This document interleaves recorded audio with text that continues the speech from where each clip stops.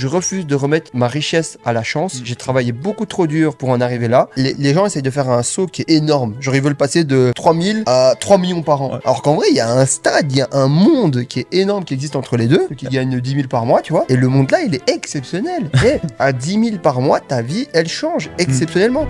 Et c'est l'équilibre. Mais ça fait du mal aux gens d'entendre ça. C'est que la première fois quand Marvin me disait ça, mais gars, je rentre chez moi, je dis mais il est en train de casser mon rêve ou quoi? Il veut me tuer ou quoi, tu vois? T'as rencontré ta meuf sur les réseaux. Mais mec, t'as même pas de meuf, pourquoi tu nous déranges? Toujours que des hauts débats parce que d'abord ça a bien marché, j'ai perdu de l'argent, et Fresho qui a commencé à bien marcher, on s'est séparés, j'ai eu les commerces, ça a commencé à bien marcher, ça s'est arrêté, puis il y a eu les NFT, ça a bien marché. Enfin non, ça a pas bien marché. C'est là la catastrophe. Comment on fait pour s'entourer de la bonne femme? La bonne femme, c'est pas la femme que tu veux, c'est la femme que t'as besoin. Tu me l'as dit il y a quelques jours, depuis ça résonne, je le répète à tout le monde. Léna Situation, elle a fait un pop-up store à la Grande Place. Premier jour, il y a eu plus de 8000 personnes qui étaient là, c'était incroyable. Ah, t'as été? J'ai juste passé un petit tour. Obligé, il a été à midi. Non, après le marché de Noël. C'est boire un petit chocolat. Un petit chocolat. Non, les gars. Comme par hasard, je passais par là. Non.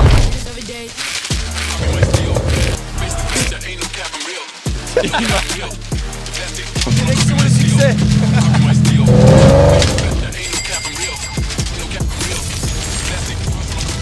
Salut tout le monde, bienvenue au premier épisode de Ultra Cash et on est avec Marvin NDI et Mason NDI. Est-ce que vous êtes chaud les gars? Amine, ça va ou quoi? Très très bien. On est super chaud. Eh ben les gars, est-ce que vous pouvez m'expliquer un peu parce que l'idée est venue de Marvin. Yes. Un jour il m'a appelé et c'est pas un jour, c'est il y a vraiment un jour, hier, il m'a appelé. Il m'a dit, Amine, il faut qu'on fasse une émission incroyable. Ça va s'appeler le Ultra Cash. Est-ce que tu peux m'expliquer un peu l'idée? Alors, c'était il y a 48 heures exactement. Ouais, c'est vrai. En gros, l'idée était simple. Ça fait plusieurs semaines qu'on se dit qu'on veut faire donc du long format. Et en vrai, on n'a pas, enfin moi j'ai pas le temps. On m'a scripté des vidéos et tout, et ça me reflète pas. Et je me suis dit qu'en fait, ce qui me dérangeait, c'est que et c'est la réflexion qu'on a commune ici, c'est qu'en gros, on n'a pas le temps, enfin j'ai pas le temps en fait d'être un bon youtubeur. J'ai pas le temps de donner mon avis sur des choses que je pense réellement, et j'ai pas le temps de faire des belles vidéos scriptées. Par contre, j'ai le temps de me poser 1h30, 2h, 2h30 par semaine, avec du coup une émission, on vous expliquera après les rôles de chacun, et de raconter du coup mon actualité, donner des conseils sur des choses que je pense qui peuvent être pertinents, ou au moins des retours d'expérience, parce que je suis pas trop fan des conseils. Et en gros, pouvoir apporter un maximum de valeur du coup à nos auditeurs sur plein de sujets différents. Et du coup, ça sera un endroit qui sera très interactif parce que vous aurez l'occasion de nous poser plein de questions. Donc voilà. Ouais, c'est ça l'idée. Donc tu m'as appelé là il y a 48 heures, puis tu m'as chauffé, puis tu as chauffé Mason. Et puis bah voilà, on est là. Et je suis très très content d'être là avec vous les gars. Est-ce qu'on peut se présenter pour démarrer tout ça? Je t'en prie. Marvin, commence. Bah, du coup, moi je m'appelle Marvin Ndiaye, je suis entrepreneur et investisseur. Je travaille beaucoup dans le secteur de l'agroalimentaire, le consulting et donc l'immobilier. J'ai commencé du coup l'entrepreneuriat il y a maintenant 5 ans. Et j'ai eu la chance en fait d'avoir un parcours qui s'est plutôt bien passé, avec énormément d'embûches et de rebondissements. Et donc à travers ce podcast, ce que j'ai vraiment envie de faire, c'est du coup vraiment partager du coup mes actualités, tout ce que je suis en train de vivre en ce moment et pouvoir vous apporter un maximum de valeur. Les expériences du passé, du coup toutes les choses que j'ai fait et que j'aurais voulu éviter et donc vous faire gagner du temps là-dessus. Et alors on va aussi parler un peu d'automobile parce que j'aime bien l'automobile. Et c'est vrai qu'on n'a pas parlé du nom. Pourquoi Ultra Cash? Bah tu vas nous expliquer. Pourquoi? Du coup, Ultra Cash. Pour Ultra, parce que Ultra, c'est la brand un peu qu'on a sur Internet et avec laquelle, du coup, on communique le plus. C'est le nom, du coup, des masterminds, beaucoup de formations, etc., beaucoup de produits. Et Cash, en fait, c'est venu de Was, du coup, qui est le producteur vidéo. Wasaya Production. Mr. Producer.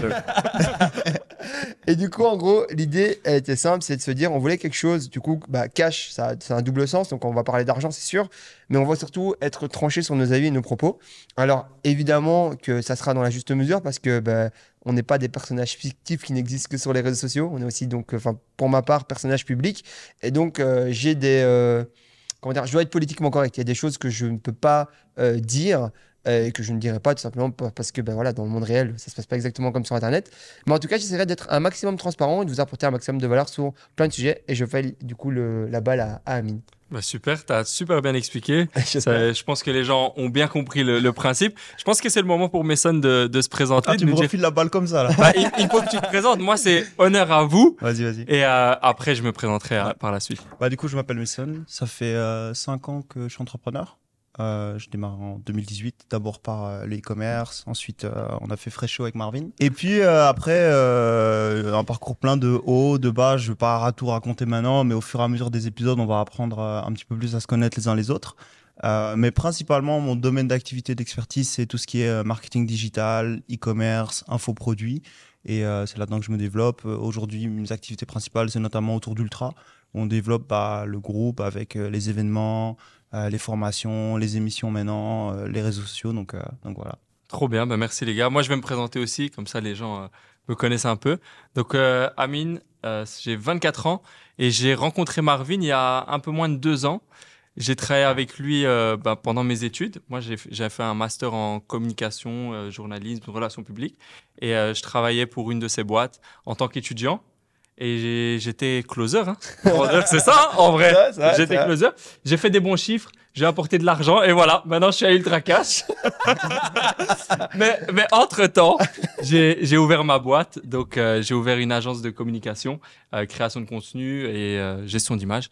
Et donc, voilà, bon. Comme tu as dit, les gens nous découvriront au fur et à mesure des épisodes. Mais par contre, les gars, j'ai un petit cadeau pour vous pour démarrer le début de cette émission. Je suis très content qu'on démarre. Sacré Amine. Sacré Amine. T'es plein de surprises, hein. C'est un petit truc, mais moi, je kiffe. Vas-y. Et c'est le Kidibule. On boit pas d'alcool. On va côté avec le Kidibule. Est-ce qu'il y a quelqu'un qui sait l'ouvrir? Bien sûr. Ok, let's go. J'en connais un qui est connaisseur. Écoute, j'ai quand même travaillé en resto. Ah ouais, c'est vrai. Combien il pèse le mec qui a créé ça? Je sais pas, beaucoup d'argent. Hein. Et c'est que c'est belge, hein. Ouais. C'est belge Kidibule? Ouais, c'est belge. Ok, nice. Ah ouais. Je crois que ça s'appelle Champomy en France. Ouais, non, c'est pas mal. Je me suis dit que ça allait on allait bien démarrer sur une bonne touche. Écoute, on se fait plaisir. Là, tu te fais vraiment plaisir en tant que jeune. Tu vas comme ça, toi? Obligé. Ouh. Donc voilà, on y va. Eh ben, c'est parti. Les gars, on va démarrer. Moi, j'avais une petite question. Enfin, aussi pour que les gens sachent. Moi, j'ai un peu ce rôle de présentateur, animateur. Je vous pose des questions. Merci. Je vous pose un peu des questions, etc. Et puis, ça amène à des discussions. Ouais, j'ai vu qu'il a fait pareil. Non, mais en gros, non, mais je t'explique. L'abus de sucre est mauvais pour la santé. T'as raison. Donc, en gros, on va pas boire le Kidibule entier. Non, pour remettre un peu le contexte par rapport aux différents intervenants qui sont là. Donc, à la base, du coup, c'est un format que je voulais tourner tout seul. Puis, en gros, comme j'ai dit, j'ai pas de temps. Et du coup, on s'est dit, on va partir sur un format podcast. Alors, faut savoir que du coup, de facto, j'ai une personnalité qui est très écrasante. Donc, en gros, ça va être très compliqué de faire venir des gens et de juste échanger, etc. Et le but, c'était pas de faire une émission, un podcast autour des gens, mais un podcast autour de nous et plus éventuellement autour de ma manière de penser, ma manière de faire. Et également, on aura des invités, etc. Parce que c'est pas le but, c'est pas de faire un ego trip. Maintenant, en gros, j'avais besoin pour ça de 2 personnes. Amine, pour la partie du coup organisation. Et donc, pouvoir, du coup, c'est lui le chef de l'émission. En fait, c'est lui qui organise toute l'émission, etc. Et j'avais besoin de quelqu'un qui va pouvoir me contredire. Donc, et surtout sur des sujets sur lesquels on est 100% égaux, pardon. Et c'est pour ça que mon frère, du coup, est intervenu aussi. Parce que c'est vrai qu'on a gardé avec le temps, et ça, c'est un truc que vous allez voir en évoluant, en grandissant, la plupart des gens n'osent plus vraiment dire ce qu'ils pensent. Et c'est normal parce qu'en général, c'est des gens qui, en termes de rapport de force, n'ont pas le bon rapport de force par rapport à vous. Parce que, entre guillemets, si ils sont humainement pas d'accord avec vous, vous pouvez rompre des relations, etc. Alors que quand c'est ton frère ou c'est des gens proches, etc., qui nous sont exposés, enfin qui sont donc pas d'accord avec toi, ça, quand tu es quelqu'un avec des valeurs et des principes, entre guillemets, tu continues à l'écouter sur le même stade. Et en gros, ça permettait d'avoir des discussions hyper équilibrées et surtout pas des discussions qui vont que dans un sens où j'écrase les personnes, j'ai pas de bon sens par rapport à la personne et juste parce que je suis pas content ou genre je suis pas d'accord avec elle. Et mon frère fait partie des seules personnes, enfin des rares personnes avec quelques autres, mais qui peuvent me remettre en question. Et donc voilà son intervention ici et du coup l'intervention d'Amine. Ouais, c'est clair. Let's go. C'est bien expliqué. Allons-y, je pense qu'on peut démarrer. Ouais, parce que là c'est long. Avec les gars, c'est quoi votre pourquoi? On est tous dans le business. Qu'est-ce qui vous motive au jour le jour? Moi, je sais, toi, par exemple, Marvin, je te vois travailler tous les jours, parfois de manière obsessionnelle. C'est quoi ton pourquoi? Et Mason, pareil, qu'est-ce qui te motive? Je sais que tu fais ça depuis super longtemps aussi. Expliquez-moi. Moi, personnellement, je pense qu'il y a eu 2 phases. La première phase, quand tu démarres, c'est juste s'en sortir, quoi.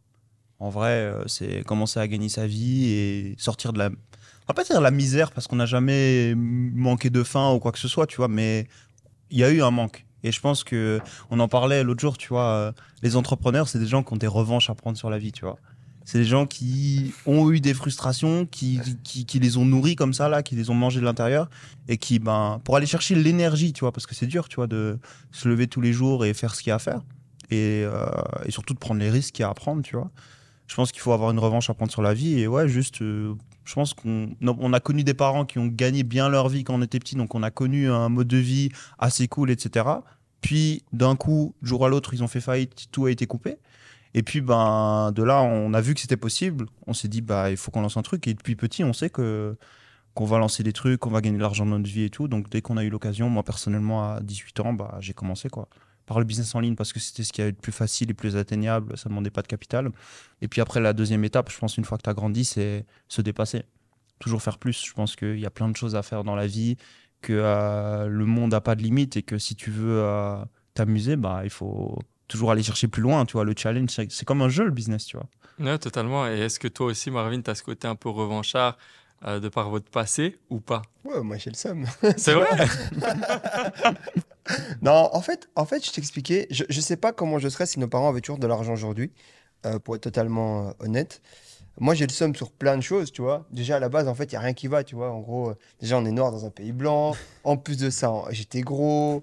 Et en plus de ça, j'ai pas une bonne vue. En plus de ça, mes dents, elles étaient pas droites. Frère, il n'y avait rien qui allait, rien, rien, rien, rien. Et je parlais pas correctement et j'habitais dans un petit village, tu vois. Donc vraiment, il y a rien qui allait. Et vu qu'à l'école, ça allait pas, donc j'avais le seum surtout.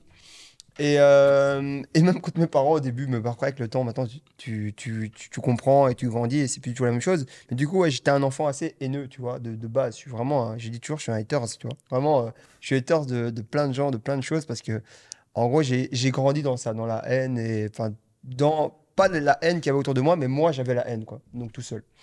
Et du coup, en gros, moi, je pense que j'ai toujours voulu entreprendre. Donc, c'est vraiment un truc qui était en moi. Je suis un enfant, du coup, qui, à la base, a beaucoup de problèmes de concentration et n'est pas très bon à l'école. Mais pas être très bon à l'école et ne...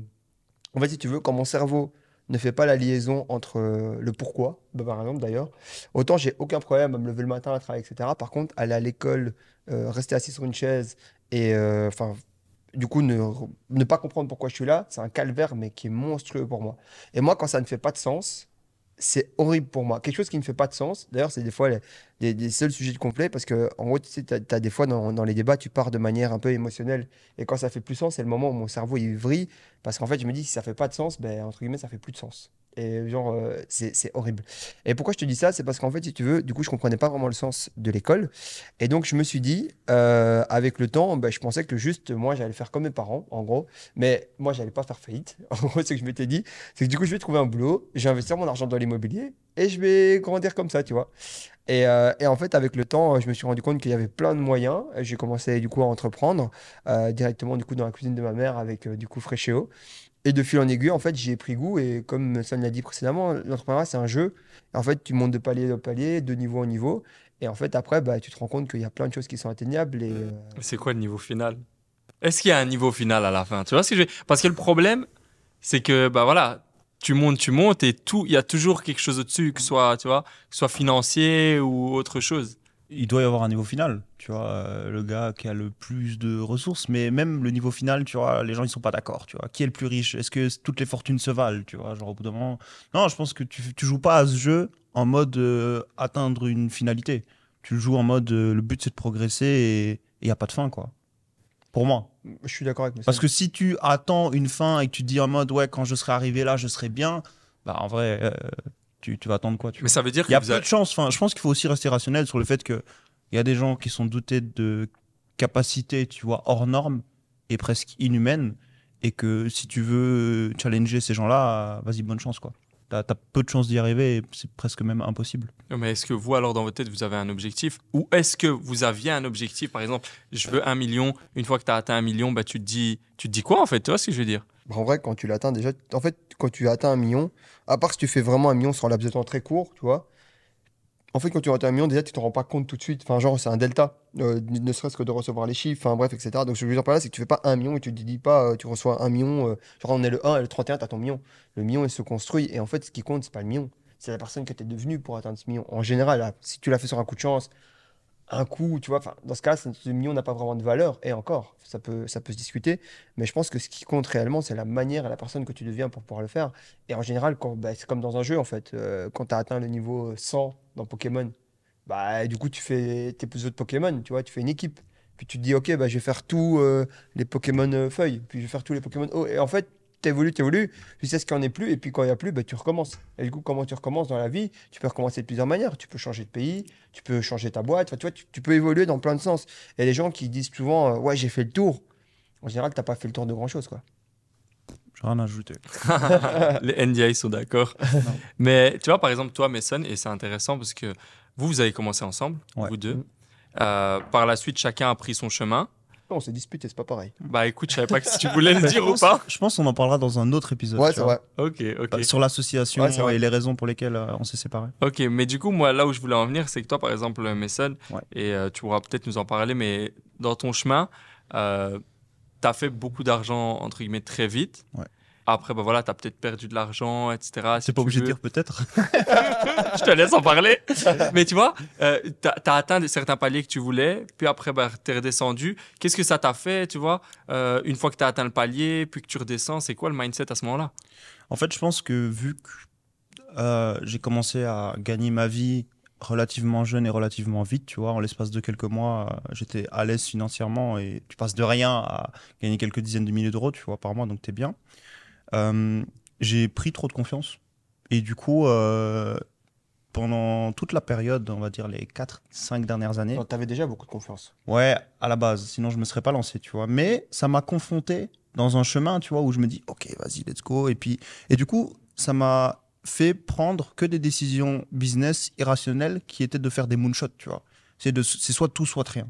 Et du coup, soit me diriger dans des business qui peuvent exploser très vite, très rapidement, mais aussi s'effondrer, voire tout perdre, voire être en négatif, comme ça m'est arrivé. Ou juste rien gagner, tu vois. Et donc, je pense que... C'était quoi la question de base? C'était du coup, comment tu as réagi au moment où tu as atteint l'objectif que tu voulais? Ouais. Et c'était quoi ta réaction? Et puis après, bah voilà, quand tu retombes à zéro, peut-être en négatif, comme tu as dit, c'est quoi le feeling, le mindset que tu as à ce moment-là?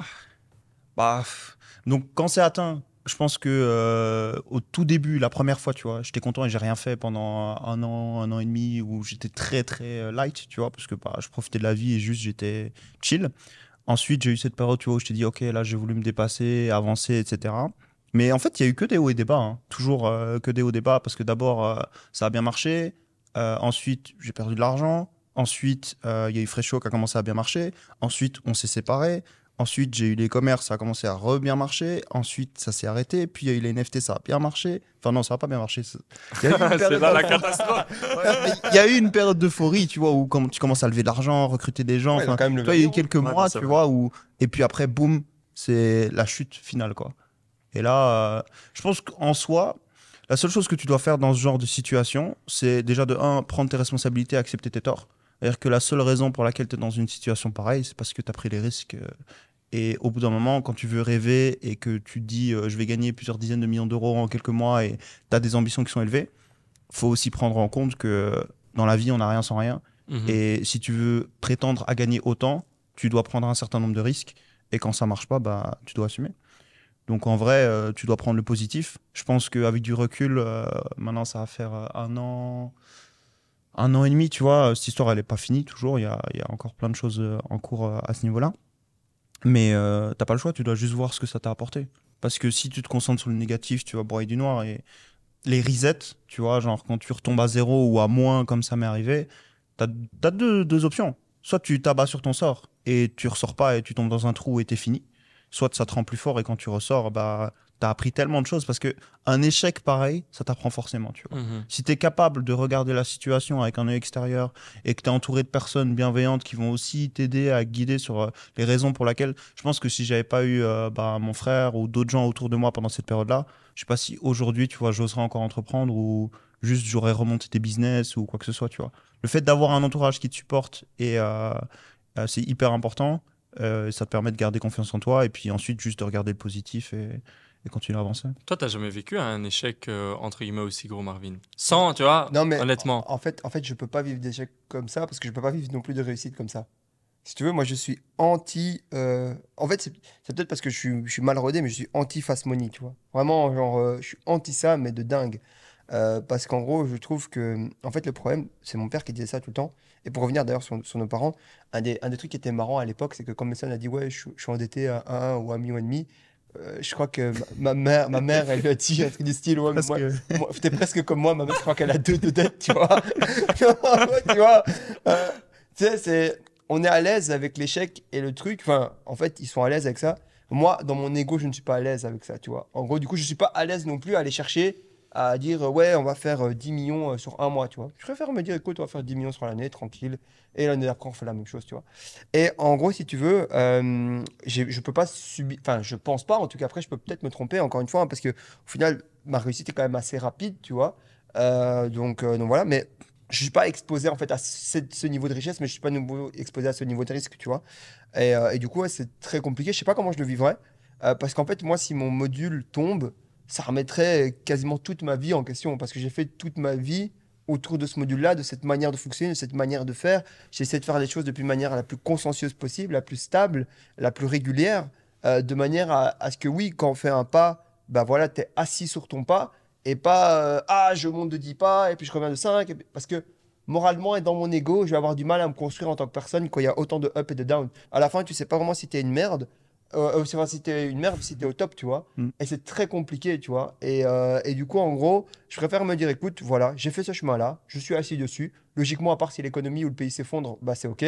Et en gros, je serai remettre des facteurs rationnels qui seront en dissonance, donc avec, enfin, qui sont en concordance, pardon, avec du coup ma manière d'avoir réussi ou raté l'objectif, quoi. tu as dit un truc qui est, je sais pas si je serais exposé à ce niveau de richesse. Je pense pas que le fait de prendre autant de risques t'expose forcément à gagner plus d'argent, tu vois. Ok. Je pense que tu peux potentiellement gagner plus sur le court terme, mais que sur le long terme, en vrai de vrai, la course que tu as le plus de chances de gagner, c'est quand tu la joues long terme. Mm. C'est que peut-être que ouais, tu vas avoir justement, et je pense que peut-être ce qui m'a poussé à prendre autant de risques, c'est ces pics d'adrénaline, tu vois, vouloir toujours plus et toujours chercher plus de stimuli. Mais que à terme, le plus smart, c'est vraiment de déjà se construire un socle, tu vois, comme tu l'as fait aujourd'hui, qui est très stable, très solide et qui tu sais que jusqu'à la fin de tes jours, tu es bien. Mm. Et ensuite, si tu veux prendre des risques, tu prends des risques. Mais prendre des risques quand t'as rien, c'est pas très malin. C'est aussi, on était jeunes, enfin, genre, on connaissait rien du tout Ouais. à la vie. Enfin, je me rappelle, la première fois qu'on a gagné beaucoup d'argent, les gens nous posent la question, c'était genre en 2018, je crois. Avec ou C'était sans avec ou sans TVA, tu vois. On savait même pas ce que c'était. Tu vois, en gros, donc, enfin, vraiment, c'est pour ça que tu m'as fait rire quand tu m'as dit.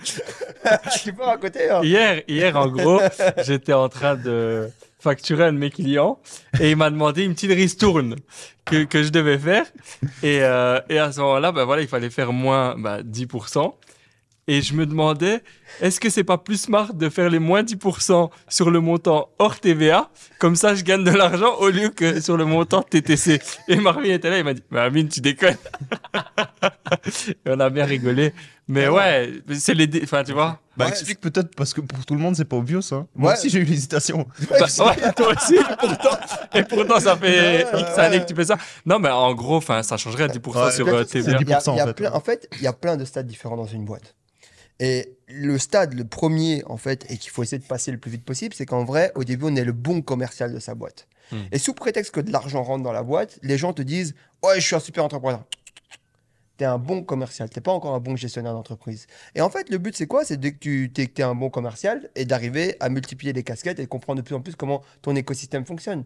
Et le but, après, bah, c'est ça, le vrai goal, c'est d'arriver à avoir les commerciaux et toi, de plus être que gestionnaire d'entreprise. Donc, c'est normal qu'au début, tu saches pas ce que c'est au niveau de la TVA. Donc, n'aie pas peur si tu comprends pas ce que c'est la TVA. Par contre, essaye de le comprendre le plus vite possible parce que sinon, ça peut vite te coûter très, très, très cher parce qu'on parle quand même de ton partenaire d'entrepreneuriat qui est l'État. Et l'État, s'il y a bien quelqu'un avec qui il faut jamais, jamais rigoler dans les affaires, c'est l'État. Parce que l'État, il te rate jamais, quoi. Tu as commencé à parler de ta vision de l'entrepreneuriat. Et je pense que c'est un point qu'on doit développer un peu plus Mhm. parce que c'est une vision qu'on entend très rarement, tu vois. Moi, tu m'as beaucoup influencé depuis que je suis revenu en Belgique depuis 2 ans sur ma vision de l'entrepreneuriat qui était très créée par tout ce qu'on voit en ligne, en fait, et dans le digital. Alors que la majorité des entrepreneurs aujourd'hui qu'on fréquente au quotidien, bah, c'est des gens qui n'ont pas une vision qu'on entend en ligne et qui ont une vision beaucoup plus proche de la réalité. Qui sont Et tous qui- surtout très riches. Ouais. Qui est- Et en fait, la différence entre vrai entrepreneur et un bon commercial, c'est la réelle liberté, quoi. C'est des gens qui ont une vraie richesse sur laquelle ils sont assises. C'est pas des gens qui vont tous les jours au charbon chercher des clients. C'est des gens qui ont créé des systèmes dont ils profitent. Majoritairement des business physiques basés sur leur talent. basés sur leurs compétences. ouais, ce qu'ils sont appris à faire au fur et à mesure du temps. Et ouais, du coup, Mhm. je pense que c'est important qu'on développe un peu ce point-là, quoi. C'est Ah. quoi la vision? Pour toi, c'est quoi être un entrepreneur réellement? Moi, je me suis pendant longtemps considéré pour un entrepreneur, alors que j'en étais pas un, tu vois, et j'en suis toujours pas un. Je suis plus soit un consultant marketing, soit un solopreneur, soit, tu vois. J'aspire à devenir un entrepreneur, mais tant que j'ai pas construit le système qui me permet de vivre de manière autonome et qui tourne sans moi, en fait, je suis pas un entrepreneur. Je suis un gars qui fait du business ou, tu vois.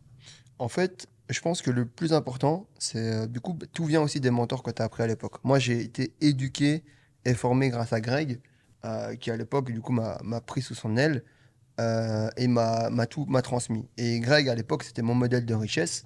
Et je me disais, lui, il faisait que de l'IMO. Tu vois, donc en gros, mes limos, j'en ai pas fait, quasiment pas fait beaucoup. Et j'en ai fait seulement quand j'ai eu de l'argent. Donc en gros, mais ce que je veux dire par là, c'est qu'en gros, elle m'a inculqué ça. J'ai grandi aussi beaucoup avec Guillaume Émilie, tu vois. Où en gros, c'est toujours cette manière très franco-française, belgo-belge de fonctionner, d'avoir des fondations, la brique dans le ventre, on appelle ça en Belgique.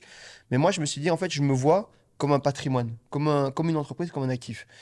Et aujourd'hui, en fait, le problème, c'est que, en gros, je me suis dit, il faut que je construise des choses sur lesquelles je suis solide, je suis dedans, et des trucs qui sont long terme.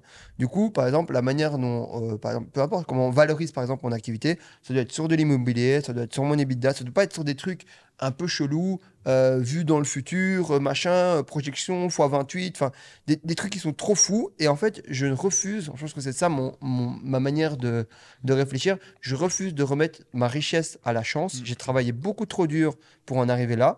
Et du coup, je refuse en fait que chaque facteur de chance, je veux des règles qui sont simples, je veux des règles que le banquier comprenne, je veux les règles que n'importe quel fonds d'investissement comprenne. Et comme ça me permet de fonctionner ainsi. Et je fonctionne vraiment toujours sur le très très long terme. J'essaye de. En fait, c'est très long, mais par exemple, tu vois, une fois que tu es dedans, tu es bien. Tu vois, c'est vraiment ça. Par exemple, aujourd'hui, tu vois, je peux faire de la quick money, tu vois. Je peux revendre des trucs assez rapides que j'ai accumulés sur les années et qui valent beaucoup d'argent. Mais c'est vrai qu'aujourd'hui, j'ai vraiment cette tendance à toujours être beaucoup plus lent. Et quand j'achète un truc, c'est un truc qui est prouvé, tu vois, un truc qui marche. J'achète pas de trucs bizarres. Alors ouais, c'est vrai, comme je dis, je ne fais pas des x10 souvent. Par contre, je fais chaque année x2 minimum sur tous mes actifs. Et c'est vrai que ça, c'est ma target de base. Mais c'est stable, c'est sain et ça permet d'évoluer, quoi. Tu as dit un truc qui est super intéressant et qui, je pense, c'est un truc dont on n'a pas du tout conscience quand on commence. C'est je refuse de remettre mon succès dans les mains de la chance, tu vois. Quand on démarre, on a tellement cette faim de réussir. Quand je dis on, je parle surtout de moi, tu vois, et c'était ma perception de la vie, que s'en sortir, peut-être j'y arrive, peut-être j'y arrive pas. En fait. On a une vision très binaire de soit j'y arrive, soit j'y arrive pas, au lieu de se dire, et on a des objectifs court terme, au lieu de se dire, bah, en fait, il y a 95% de chances que j'y arrive. Si je suis la bonne direction, donc quelle est la direction que je dois suivre pour y arriver et quel est le chemin sûr, combien de temps ça va me prendre. Et certes, au lieu de te prendre 3 mois, ça va peut-être te prendre 2 ou 3 ans, mais en fait, si ça te prend 3 mois, tu as une chance sur 100 d'y arriver. Si ça te prend 3 ans, tu as 95 chances sur 100 d'y arriver, tu vois. Et c'est moins sexy l'arrivée, en mode, certes, tu seras pas le mec digital nomade qui vit à Bali, qui gagne 10 millions par an et qui bosse 3 heures par jour. Déjà, il y a très peu de gens qui le font vraiment. Ouais. Mais même si c'était le cas, en vrai de vrai, tu passes de ta situation de base où soit tu es étudiant, tu n'as pas d'argent, soit tu es salarié, tu gagnes 2-3 000 euros par mois, au gars qui est dirigeant d'entreprise, qui a quelques salariés, qui a sa villa qui est payée, qui roule en Porsche, tu vois ce que je veux dire. Qui est reconnu auprès de son banquier. Voilà, c'est ça. En fait, en vrai, les gens essayent de faire un saut qui est énorme. Genre, ils veulent passer de 3 000 à 3 millions par an. Ouais. Alors qu'en vrai, il y a un stade, il y a un monde qui est énorme qui existe entre les deux, qui est le monde, on va l'appeler des plus 10, ceux qui gagnent 10 000 par mois, tu vois. Et le monde là, il est exceptionnel. Et à 10 000 par mois, ta vie, elle change exceptionnellement. 10 000 par mois, si tu gères ton argent correctement, si tu investis, mais tu as beaucoup de choses en tout cas. Parce qu'en gros, imagine ta première année où tu gagnes 10 000. Si tu n'es pas un débile profond, que que tu investis ton argent correctement, encore une fois, dans des actifs, dans des trucs solides, que ce soit dans des sociétés ou dans de l'immobilier, sur 3 ou 4 ans, tu as plein de choses. Tu as plein de leviers, tu as levé de la dette, tu as un levier d'enrichissement. Franchement, à 120 000 par an, sur 3 ans, tu peux facilement te dire, voilà, dans 15 ans, je suis millionnaire. Alors oui, c'est pas sexy. Ça, je l'entends. Mais au moins, tu es sûr d'être riche. Et c'est millionnaire. Ah si, c'est pas millionnaire c'est millionnaire. théorique. Ah si, ouais, c'est millionnaire. Même en genre, vrai, c'est sûr. 15 ans, multimillionnaire. Ouais, mais genre, je me Ça dis... dépend. En Non, mais vivant c'est très sûr. bien, t'es millionnaire. Ouais, En voilà. vivant mais si tu te restreins un petit peu et que tu vis avec 6, Ouais, voilà. Moi, je me dis, Attends, le gars. multimillionnaire en combien de temps? T'as dit 15 ans? ouais. Mais tu sais que cette réalité-là, moi, je l'ai découvert avec vous. Surtout avec Marvin. De base, j'avais pas cette idée-là en tête. Tu regardes Internet, t'as Ouais. toutes Mais parce les que, moyens en de fait, tu dis richesse. 15 ans, c'est long. Voilà. Mais en vrai de vrai, ça fait combien de temps qu'on a démarré? Ça fait 6 ans. Ouais, Ça va vite, hein. ouais. Eh, ça mec, va trop vite. Trop vite. Hein. Et surtout quand on est jeune. On doit le rappeler, votre âge, les gens ils savent pas, mais Ouais. Marvin, t'as quoi? J'ai 26. Et Mason, 24, non? Ouais. Ouais. Voilà. Et ce que je pense qu'il faut pas oublier aussi, c'est que certes, en 15 ans, tu es multimillionnaire. Certes, 15 ans, c'est long, mais au bout de 1 an ou 2 ans Tu ou vis 3 bien, ans, ouais. tu commences à bien vivre. Hein. Tu pars en vacances, Ouais. tu t'achètes des belles voitures. Enfin, tu commences des belles voitures. Je te parle pas de Lamborghini à 500 000 euros, hein, mais en vrai, tu roules en une voiture à 100 000 balles, tu vois, genre même une M4, tu Ouais. vois. Enfin, t'as des choses qui sont inaccessibles pour la majorité des gens, tu vois. Et c'est des actifs qui se payent tout seuls grâce soit à tes business, soit à tes investissements. Mais ça fait du mal aux gens d'entendre ça. Hein. Honnêtement, moi, c'est ça que je voulais Mais c'est venir. dur. C'est que la première fois, quand Marvin me disait ça, mais gars, je rentre chez moi, je dis, mais il est en train de casser mon rêve ou quoi? Et il veut me tuer ou quoi? Tu vois? J'avais trop la rage. Mais après, quand je réfléchissais, et je te le disais même, hein, je te disais, Marvin, c'est pas bien de dire ça, tu casses les rêves des gens. Mais je te disais, tu casses les rêves des gens. Mais en fait, tu cassais mon rêve. J'étais en mode, tu étais en train de casser mon rêve, Marvin. Mais en fait, c'est la réalité, et je pense que c'est bien de le dire.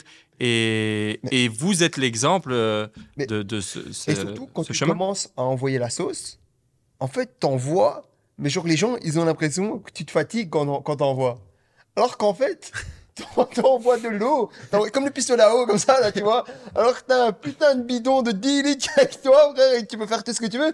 Mais toi, t'envoies des petits coups de pistolet à eau, et les gens disent, ouais, il envoie. Et fait, ah, si tu savais, mon gars, ce que je peux vraiment envoyer. Et c'est pour ça que je t'ai dit, tu vois, aujourd'hui, évidemment, je pourrais avoir plus de voitures, évidemment que je pourrais faire plus, mais c'est pas de sens. Encore une fois, ça n'a pas de sens. Déjà, je trouve qu'avoir du coup autant de voitures que j'ai déjà, et ce qui va encore arriver, c'est déraisonnable. Mais je me rassure en me disant, bah, c'est un outil de marketing, c'est un outil de communication.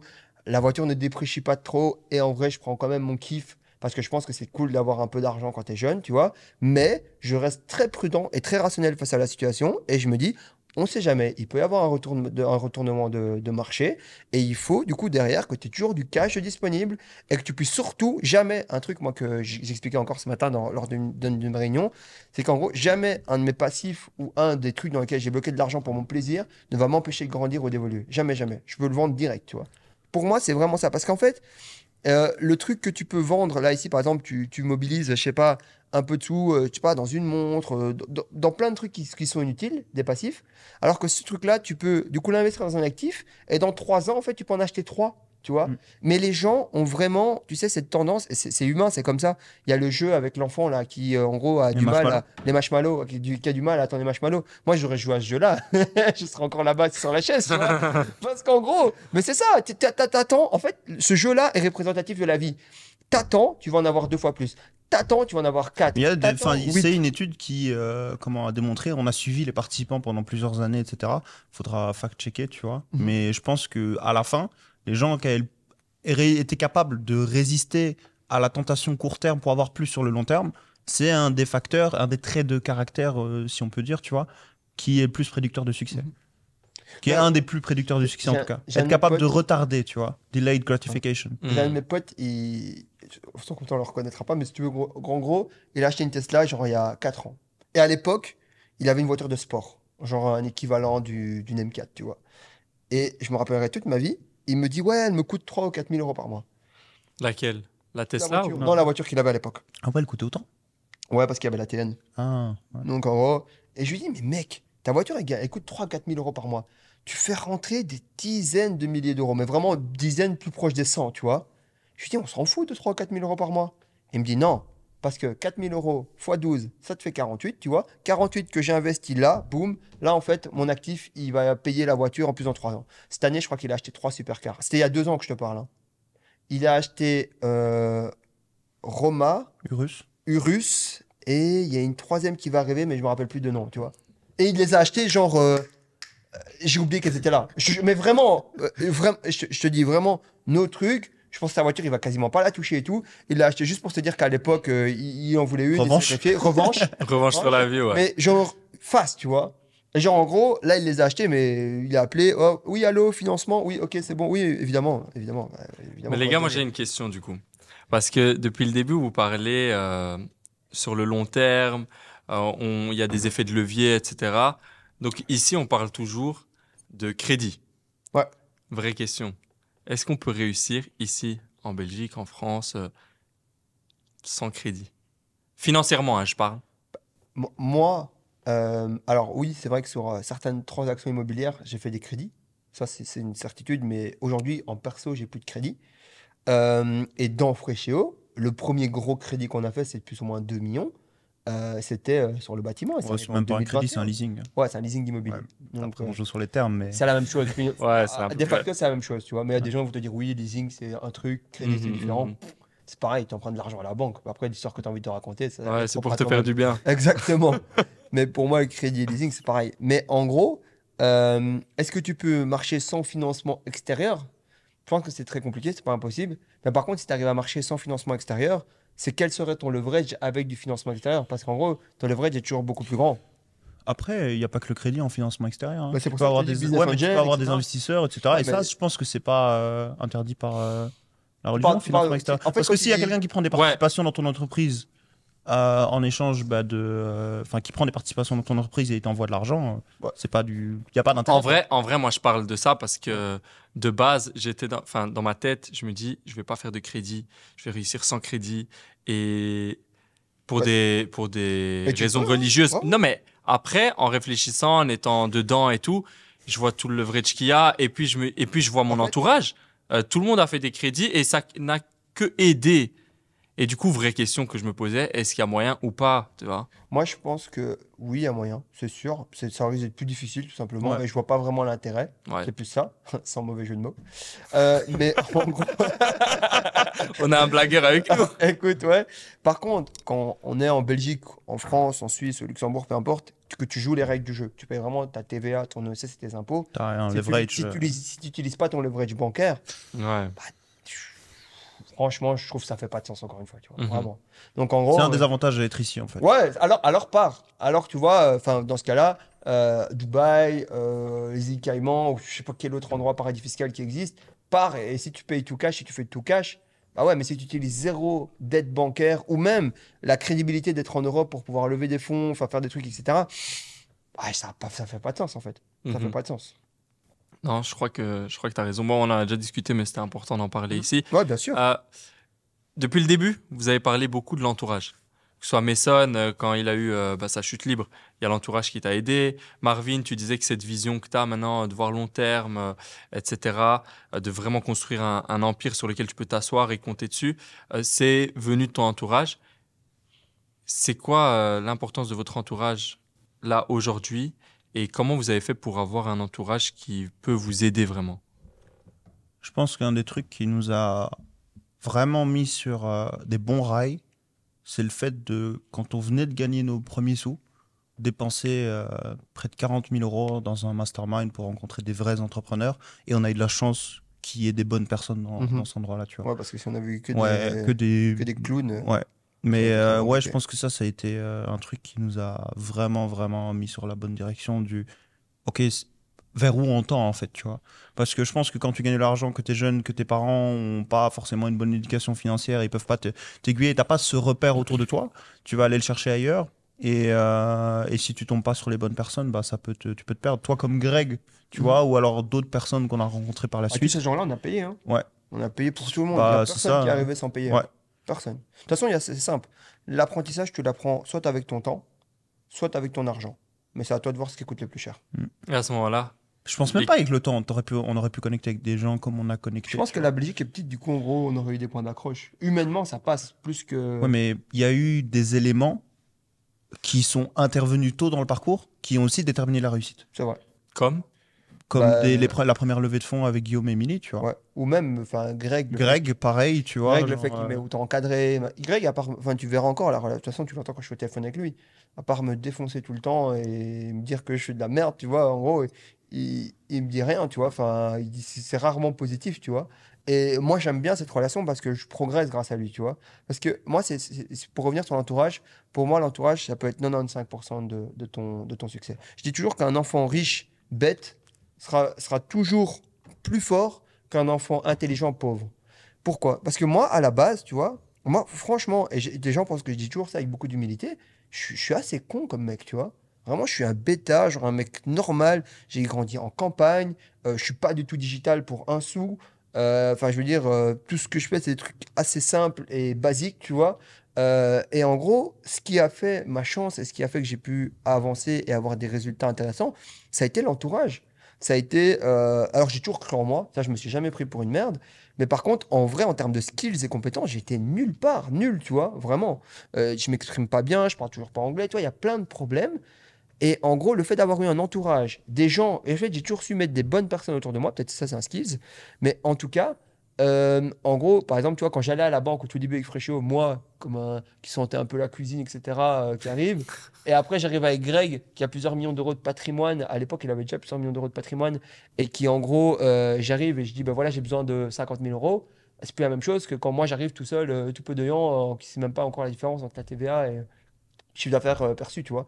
Donc en gros, si tu veux, je pense que l'entourage pour moi, c'est 95-95% de ton succès. C'est quelqu'un aujourd'hui qui veut réussir et qui n'est pas entouré. Enfin, c'est comme un mec qui va jouer au casino, tu as plus de chance, vraiment. Parce qu'en fait, ton entourage, ça joue tout. Quand tu commences, regarde, tu vois, par exemple, j'ai un enfant ici, si j'ai un enfant, tu commences, tu es en Belgique, tu as les meilleurs notaires, tu as les meilleurs avocats. Enfin, toi, ton père, il a déjà des trucs. Enfin, en gros, je veux dire, allez, arrête, tu vois, même si tu performes bien, tu vois. En gros, tu vas quand même pas faire quelque chose de... Enfin, tu vas faire quelque chose d'exceptionnel, tu vois. Alors que un gars qui est plus fort que mon enfant, tu vois, bah, il va avoir du mal. Parce que tout l'argent, tout le temps qu'il va perdre à avoir les bons contacts et pouvoir faire les bonnes choses, bah, ça va être compliqué. Et c'est ça le game, en fait. Le game, c'est d'arriver à avoir toutes les bonnes personnes autour de toi. Et c'est ça, ton seul but en tant qu'entrepreneur, c'est juste ça, hein. Flairer les bonnes opportunités, prendre les risques et avoir les bonnes personnes pour les gérer, c'est tout. Tu sais, tu as dit un truc important. Tu as dit que toi, c'était peut-être une de tes seules capacités de savoir t'entourer. Et honnêtement, tu me l'as déjà dit. Tu m'as déjà dit que tu savais rien faire.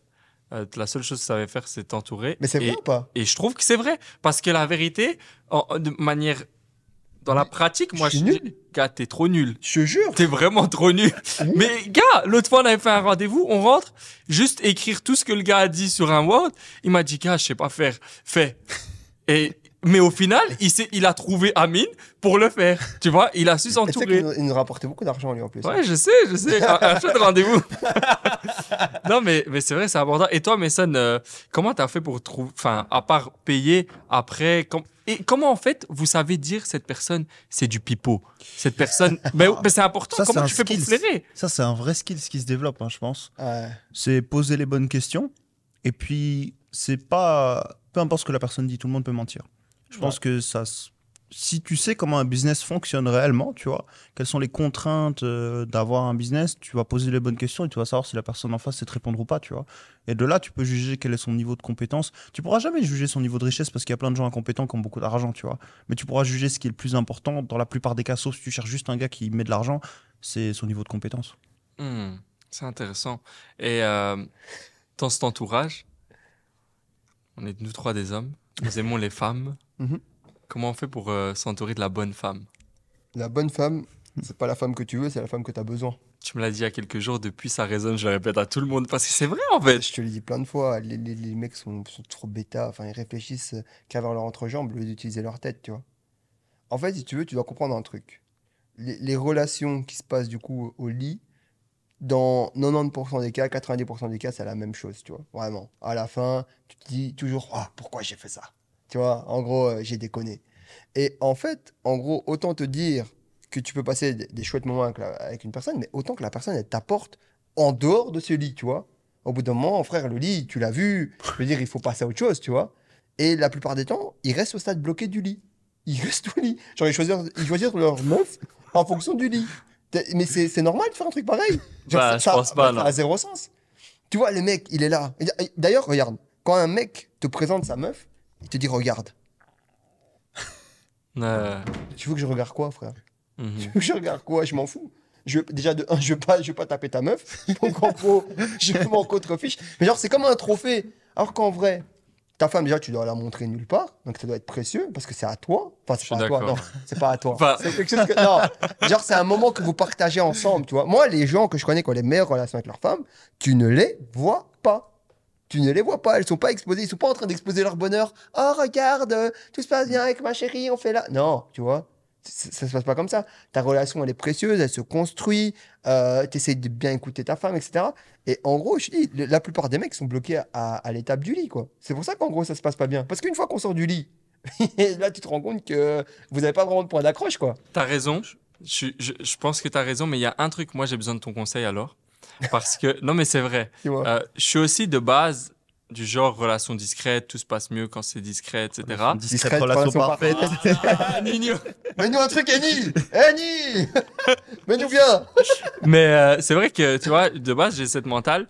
Mais après, tu vois, je me suis déjà confronté à certaines filles qui, au final, se disent, ouais, tu m'exposes pas, t'as honte de moi, t'es ci, t'as ça. Bah, si elle dit Comment ça, c'est tu qu'il y a fais déjà un problème.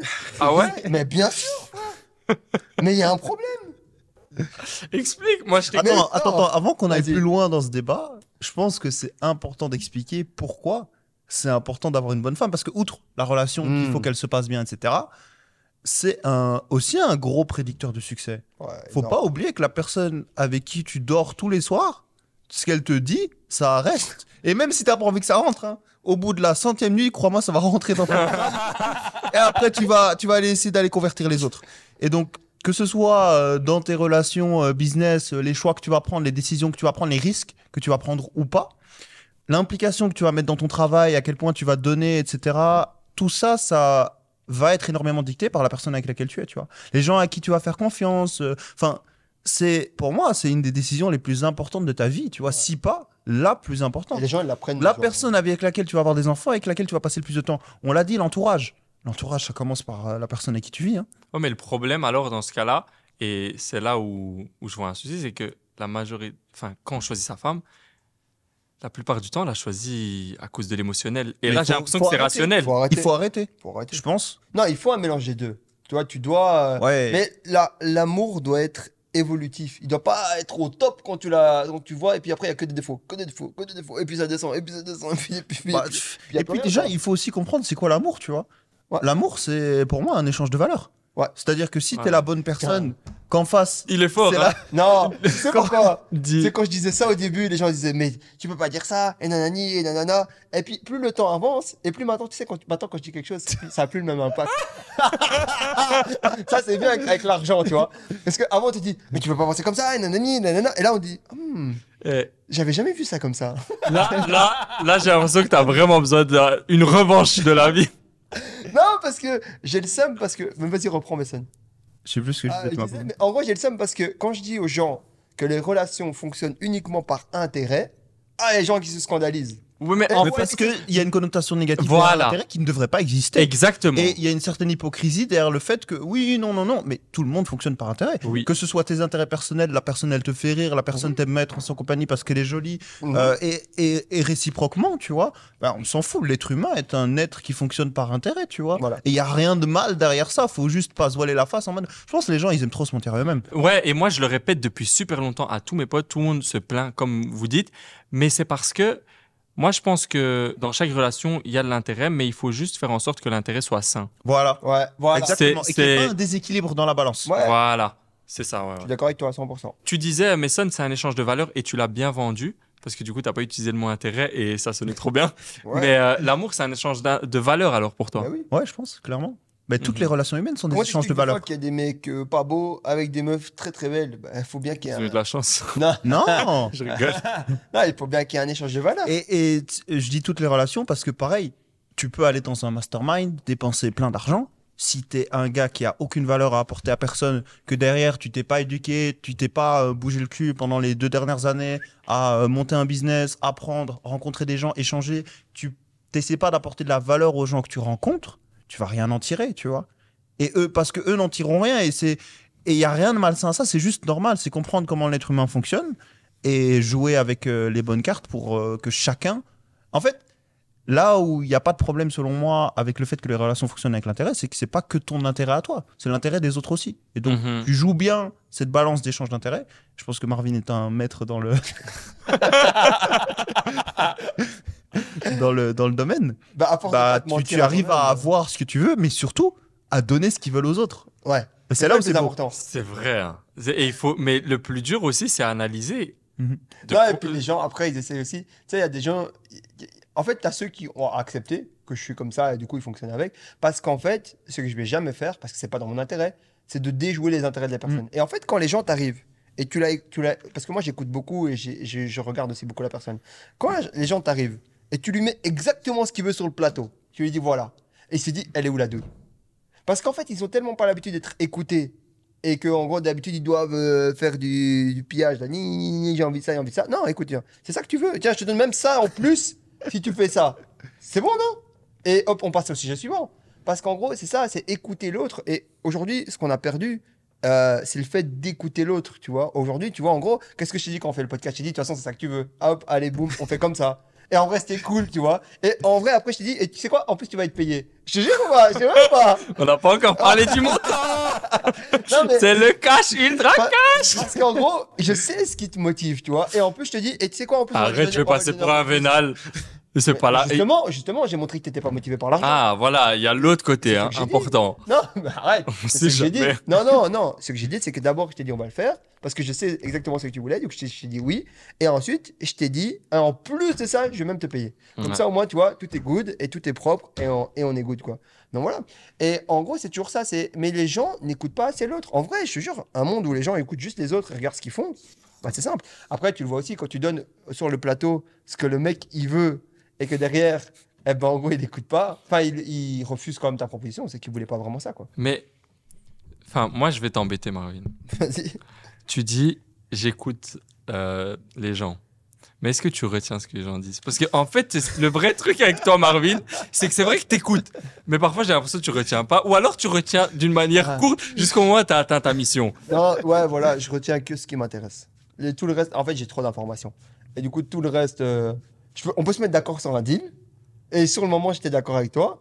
Puis tu vas me dire, c'est quoi le deal? Et je vais dire, je sais pas, la vérité. Ouais, c'est vrai que j'ai remarqué. Parce que, en gros, en général, je regrette rarement une décision que j'ai prise. Parce que quand je prends ma décision en âme et conscience, c'est bon. Après, j'oublie les infos. J'ai un lot d'informations qui est monstrueux. Donc, en gros, franchement, c'est très difficile de tout traiter, quoi. On va revenir au sujet de Ouais, la, on a dévié, de là. la Ouais. femme, du coup. J'entends tout ça.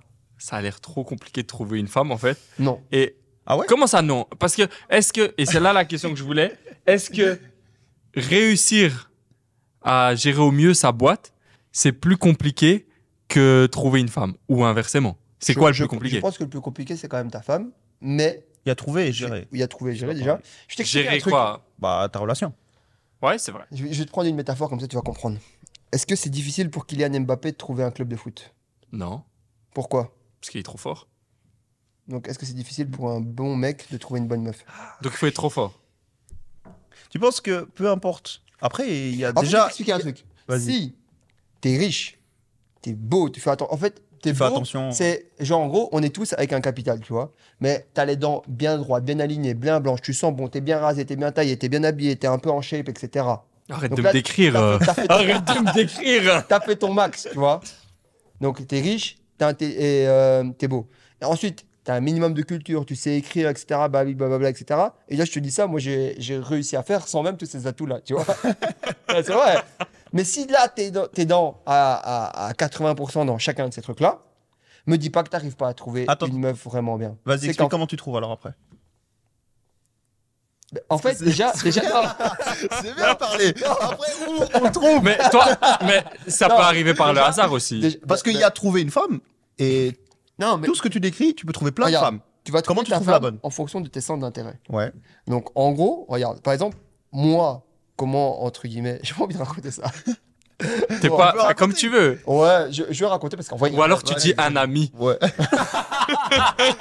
J'ai un ami, Non. comment il a rencontré Non, sa mais femme? non, tu rencontres ta femme en fonction de tes centres d'intérêt. Ouais. Moi, qu'est-ce que je faisais à l'époque?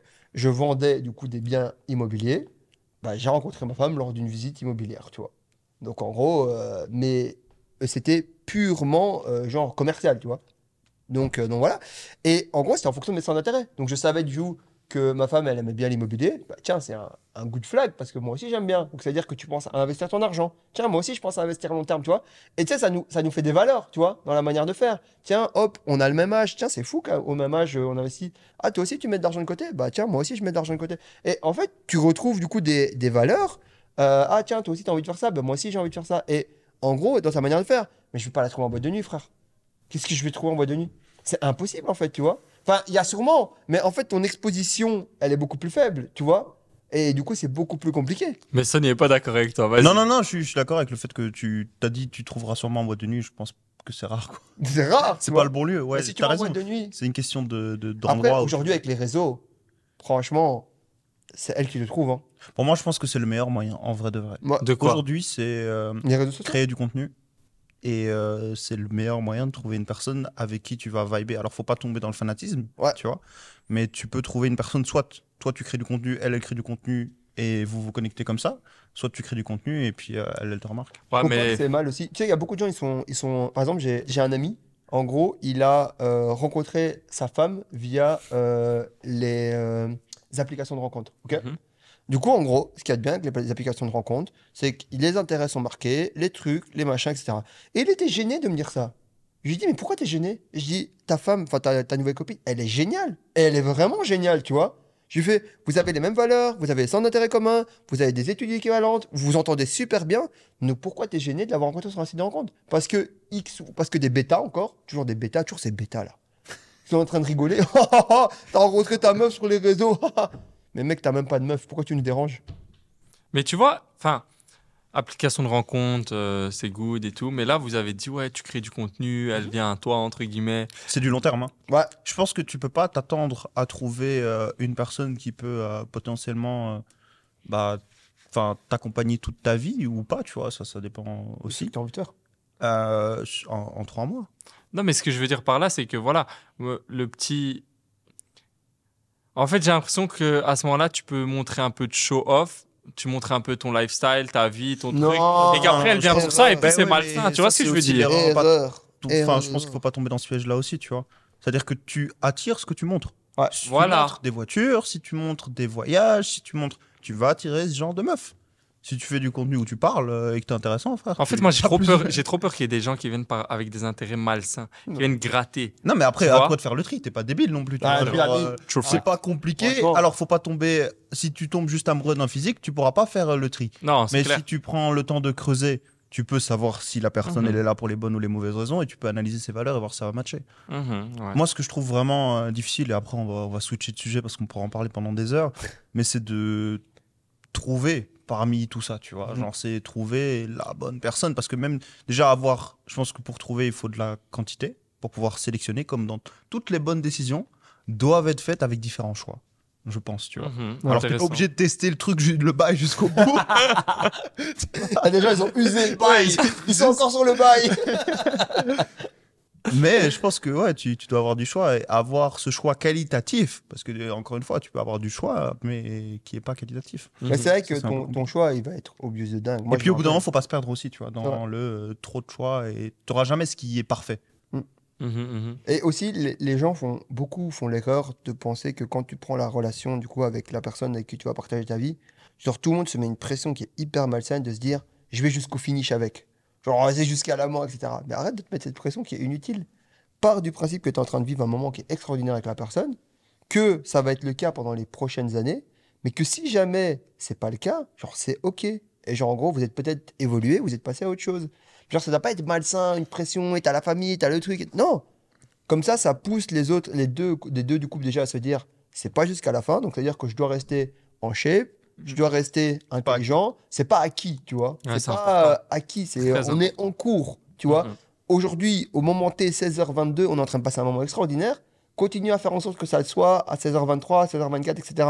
Parce que c'est aussi ça, tu vois. En gros, c'est pas être en couple, être marié, tout ça, c'est pas des achievements, hein. C'est juste des choses de la vie. Mais c'est pas une fin en soi. C'est juste un axe supplémentaire, tu vois. En gros, ça fait partie du processus et tu dois évoluer avec ça. Mais tu dois pas te dire, ouais, c'est bon, je suis marié, c'est bon, genre c'est fini, je fais plus de sport et je bois des bières et je mange des burgers. C'est pas vrai, tu vois. Au contraire, tu dois rester au top de ta forme, quoi. Ouais, t'as grave raison. C'est important parce qu'il y a pas mal de gens qui l'oublient et qui après ruinent la relation et après le regrettent. C'est très important. Next. Prochaine question. Là, on a parlé de relation homme-femme. Trouver la femme. Une fois qu'on a trouvé sa femme, les amis, Ah, la on gestion. la marie. Ah. Non, on la marie si on veut. Voilà ma question. Pour ou contre le mariage en étant un entrepreneur? Parce que j'ai discuté, là, il n'y a pas très longtemps, on a rencontré un super entrepreneur que vous appréciez beaucoup. J'ai discuté avec. Et il m'a expliqué Et lui, qu'il il est pour était... ou contre? Non, il est Il est contre. contre. Ah, ok. Il est Très contre, il a eu une Ah, mauvaise très contre. expérience. Ok. Je ne vais pas raconter sa vie, mais voilà, il est resté Mhm. longtemps avec une femme, il s'est marié parce que la femme voulait et il s'est séparé très rapidement. Et il regrette parce qu'au final, ben voilà, il me disait que même les contrats de mariage, parfois, ils sont pas très, ils aident pas l'homme. Et à la fin, ben voilà, il se retrouve à devoir payer tout le temps pour ou contre le mariage en étant un entrepreneur. Bah, je rajoute juste un peu de contexte, qui est la raison pour laquelle il parle des contrats de mariage et du problème principal de ce que j'ai compris, hein, de ce qu'il explique, parce qu'il en parle dans des vidéos, etc., sur les contrats. C'est que tu es obligé, même s'il y a un contrat, de continuer à assumer le même train de vie à ta femme, Exact, c'est ça. hors mariage. C'est-à-dire que si tu as, toi, en tant qu'entrepreneur, bien réussi ta vie, tu pars régulièrement en vacances, etc., qu'elle prend un avocat qui peut prouver, peu importe ce qui s'est passé, hein, elle t'a trompé, peu importe, le divorce, tu es obligé de continuer à assumer son train de vie jusqu'à la fin de sa vie avec le contrat de mariage. Alors, ça va dépendre de comment elle se défend, etc., et comment ça se finit, mais bref. Il y a cette faille-là, et je pense que c'est ce qu'il y a. Après, pour ou contre le mariage, je sais pas, qu'est-ce que tu en penses. Lui aussi, ce qu'il dit, et là, je suis pas contre, tu vois, c'est que pourquoi tu vas mettre l'État dans ta relation? C'est-à-dire que l'État est une entité publique. Quel est l'intérêt? Tu vois, tu as une relation, il y a deux personnes. Pourquoi tu vas mettre l'État dans ta relation? Tu peux avoir un contrat entre deux. Vous pouvez avoir financièrement, tu vois, des accords. À qui est la maison? Combien tu touches? Tu arrêtes de travailler. Ok, tu vas t'élever des enfants. Comment ça va se passer? Tu vois, il y a aussi ce truc de se dire pourquoi tu vas mettre l'État dans ta relation, quoi.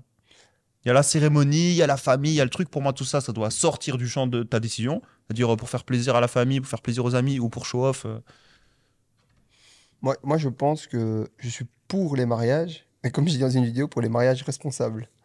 Tu vois, en gros, où le mariage, en fait, c'est... En fait, le mariage pour un homme, ça signifie pas grand-chose. Mais pour une femme, ça signifie beaucoup de choses. Et en fait, le problème de cette génération, la génération actuelle, c'est qu'aujourd'hui, on a peur de l'engagement. Aujourd'hui, on veut laisser des portes ouvertes partout. Et moi, je trouve que laisser des portes ouvertes partout, dans le cadre d'une relation homme-femme, c'est pas top. Tu vois? Alors qu'en vrai, le but, bah, quand tu es engagé avec une personne, bah, c'est de lui dire, écoute, je crois en toi et je suis avec toi à 100%. Maintenant, par rapport à toutes les questions qui sont financières, je pense que tout ça, ça doit être mis à plat par un avocat entre les deux personnes au niveau de la répartition du patrimoine et que ça peut se faire de manière très bien avant, pendant, pas après, c'est trop tard, mais le mariage. Et je pense que les gens, entre guillemets, qui ont peur de se faire avaler leur fortune par leur femme, ils ont beaucoup peur d'eux, en fait. Tu vois, ils n'ont pas peur de leur femme. Parce qu'en vrai, c'est ta femme. Une fois que quand les années passent, etc., c'est rare. Bon, maintenant, il y a un nouveau mouvement qui est en train de se faire, etc. Mais à la base, vous êtes mariés, vous êtes ensemble. Moi, je vois mes grands-parents, pour le meilleur, pour le pire. Enfin, ta femme, c'est rare quand elle part, elle recommence à faire sa vie, tu vois. C'est rare. Maintenant, ça arrive de plus en plus. On a des tendances, girl power, et on va faire, on peut tout faire nous-mêmes, etc. On s'assume, et c'est très bien, tu vois, fine. Mais on va parler de la majorité des cas, tu vois, où c'est aussi en train de tendance à faire l'inverse. C'est marrant parce que c'est très polarisant. Du coup, tu as des femmes qui disent non, moi je reste à la maison, je m'occupe et je pense à mon mari, et les autres qui disent non, non, non, nous on peut s'assumer, etc. Et ni l'une ni l'autre n'a raison. Mais ce que je veux dire par là, c'est que dans le cadre d'une relation, c'est clair que si tu laisses pas ton homme prendre sa place d'homme, bah, c'est très compliqué. Et pour moi, un homme prend sa place d'homme pour qu'il se marie avec sa femme, quoi. Ok. Mais ça, Je suis d'accord avec toi sur la partie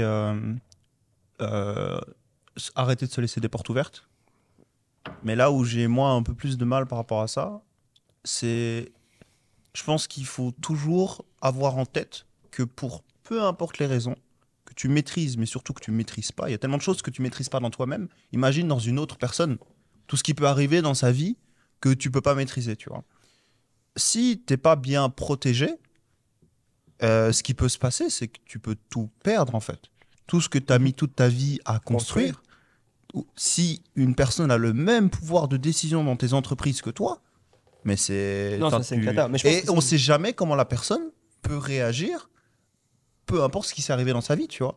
C'est-à-dire que tu as des gens peuvent être très bien et tout se passe très bien, dans la meilleure des situations. Quand tout se passe très mal, peu importe les raisons, ça peut être un décès des choses horribles, hein, un décès d'un enfant, d'un parent, d'un truc, tu vois, ou même juste elle trouve quelqu'un d'autre, ou toi tu trouves enfin, tu sais pas ce qui peut se passer. Bah, tu peux juste tout perdre et je pense que c'est important du coup de bien se protéger, quoi. Moi, le premier truc, et c'est même pas de mon initiative, je crois que ma femme ne me faisait pas confiance. Le premier truc qu'on a fait avant de se marier, c'est d'aller chez le notaire. Et pour séparation de biens, quoi. Elle se dit, parce qu'on s'est marié très rapidement, tu vois. Et en gros, elle se dit, bon, si jamais je fais le mauvais choix, ben au moins, je reprends ce que j'ai. En fait, tu dois avoir une relation où la personne se dit, une fois que vous avez dépassé le stade financier, qu'est-ce qu'est ma vie si cette personne n'est pas dans ma vie, tu vois. Qu'est-ce qu'elle est, tu vois. Tu vois, moi, je sais aujourd'hui, et je dis en modestie, tu vois, en gros, si, entre guillemets, je suis plus dans la vie de ma femme, ça va être moins cool, tu vois, parce qu'on a partagé tellement de choses ensemble, des moments qui sont difficiles comme faciles, tu vois, et je l'ai tellement soutenu dans plein de choses, et je pense que c'est une des personnes aujourd'hui qui l'a le plus soutenu dans sa vie, qu'aujourd'hui, tu vois, on est vraiment passé au-dessus de plein de choses, et je pense que l'argent en fait partie. Alors, on sait que tout le monde a un prix, ça, c'est sûr et certain, et je dis pas que, voilà, mais on a passé, vu que l'argent n'est pas un problème, n'est même pas une source de conversation dans nos vies, en tout cas, l'argent du quotidien on a la chance de ne pas regarder quand on fait les courses, tu vois, pour faire un schéma simple. Ben, en gros, on discute rarement, enfin, on va pas se disputer pour de l'argent, tu vois, parce qu'en vrai, on sait que l'argent ne nous rend pas plus heureux, tu vois. Par contre, je me dis que quand les disputes au niveau de l'argent, elles se font pas en mode moi je reprends ça et toi tu reprends ça, etc. Elles se font en mode je veux faire mal à l'autre, quoi. Je veux qu'on y perde. C'est pour ça que les avocats s'enrichissent autant. Et du coup, mariage jeune ou tard? Jeune. Jeune, je pense. Le plus tôt possible, je pense que c'est mieux. Franchement. Pourquoi? Mais du coup, après, il y a aussi cette. Comme tu le disais, tu vois, quand tu es un homme, tu vas attirer qui tu es, mais se construire, ça prend du temps. Ouais. C'est-à-dire que plus tu te construis, plus tu vas attirer mieux. Donc, c'est quoi ta vision par rapport à ça? Mariage jeune et puis. Ça c'est vrai ce que tu as dit. Moi, ça, je suis d'accord avec Mason. Hein. Ouais. Mais j'ai hâte d'écouter ce que tu vas dire, Marvin. Non, mais du coup, moi, moi, je pense que en gros, après, ça dépend toujours de comment tu te construis, quand tu te construis, etc. Moi, j'ai commencé à me construire un peu plus tard, tu vois. Déjà, avant, j'étais plus gros, et bref, etc. Mais en gros, ma ligne directrice, au moment où j'ai rencontré ma femme, elle était déjà très claire, quoi. J'avais déjà Fréchéo, j'avais déjà de l'argent, j'étais déjà en cours de développement. Alors, il y a un avant-après qui est même pas discutable, tu vois, qui est énorme. Mais ce que je veux dire par là, c'est que, en gros, je savais où j'allais, quoi. Et de toute façon, j'aurais jamais pu marier une femme comme ma femme si je savais pas où j'allais.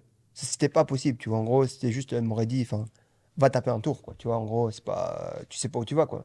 Et en gros, moi, je pense que c'est hyper important. Après, oui, effectivement, tu évolues en tant qu'humain. Et ça, je l'avais compris déjà à l'époque. Et c'est pour ça qu'en gros, moi, j'ai décidé directement de dire arrête de faire ton boulot là. Et tu vas travailler avec moi et on est tout le temps ensemble. Et aujourd'hui, 80% de notre temps, on passe ensemble. Je lui fais des blagues. Je dis, je passe trop de temps avec toi, frère. Moi, je Donc, pense. Vas-y. Ah non, mais du coup, je disais, je pense vraiment qu'il faut passer beaucoup de temps avec sa femme. Et derrière, faut que vous vous construisez ensemble, en fait. Mais vraiment ensemble. Il faut pas qu'au bout d'un moment, il y ait trop de désalignement d'intérêt. Faut pas que toi, tu aies envie de travailler comme un dingue et qu'elle, elle dit j'ai envie de rester à la maison. Ou l'inverse, que toi, tu veux rester à la maison et qu'elle, elle dit je vais travailler comme un dingue. Faut que vous soyez vraiment le plus aligné possible. Et quand vous êtes plus aligné, bah c'est pas grave. Genre, juste chacun prend sa route. Mais construire un trou comme ça avec chacun qui part des deux côtés et au bout de 10 ans, on se dit ah ouais, en fait, ça fait X années que je te trompe plus, que je te trompe, que j'ai une double vie, etc., etc. Bah ouais, c'est parce que vous n'êtes pas aligné, quoi. Donc, Ouais, mais tu dis un truc là qui a l'air trop beau quand tu le dis, mais enfin, pas l'impression que c'est la réalité. Tu dis, on se construit ensemble. On se construit ensemble, 80% de mon temps avec ma femme, etc. Mais est-ce qu'au vrai, final... Ouais, non, c'est vrai, mais est-ce que... Tu m'as posé la question avant que j'arrive. Non, je sais, c'est vrai, Marvin. Mais le truc, c'est qu'après, est-ce que tu ne deviens pas dépendant d'elle parce que dans ta vie, elle est tellement là? Tu vois? C'est ça le but. Bah, je pense que si Mais c'est ça le but. Mais après, tu as toi-même dit là tout à l'heure que si à un moment donné, ça s'arrête, il faut être capable de vraiment chacun de son côté et fini, tu vois? Personne n'est irremplaçable. Tout le monde ne s'arrête pas. Si demain, tu vois, moi, je décède, tu vois, le monde de ma femme ne s'arrête pas. Et en gros, mais par contre, quand on est ensemble, le but, c'est que, voilà, on fait une super... De toute façon, c'est la phrase que tout le monde nous dit. Vous faites une super équipe. Ah, vous êtes bien trouvés. Tu vois, parce qu'en vrai, on se complète. Mais en gros, elle va avoir plus compliqué que moi. Parce qu'en gros, je suis un profil un peu plus... je vais pas dire spécial, mais différent, entre guillemets. Mais en gros, bon, entre guillemets, ma femme, elle fait beaucoup d'admin et elle m'aide, c'est du conseil, etc. Ça, je sais que je peux le trouver aussi, tu vois.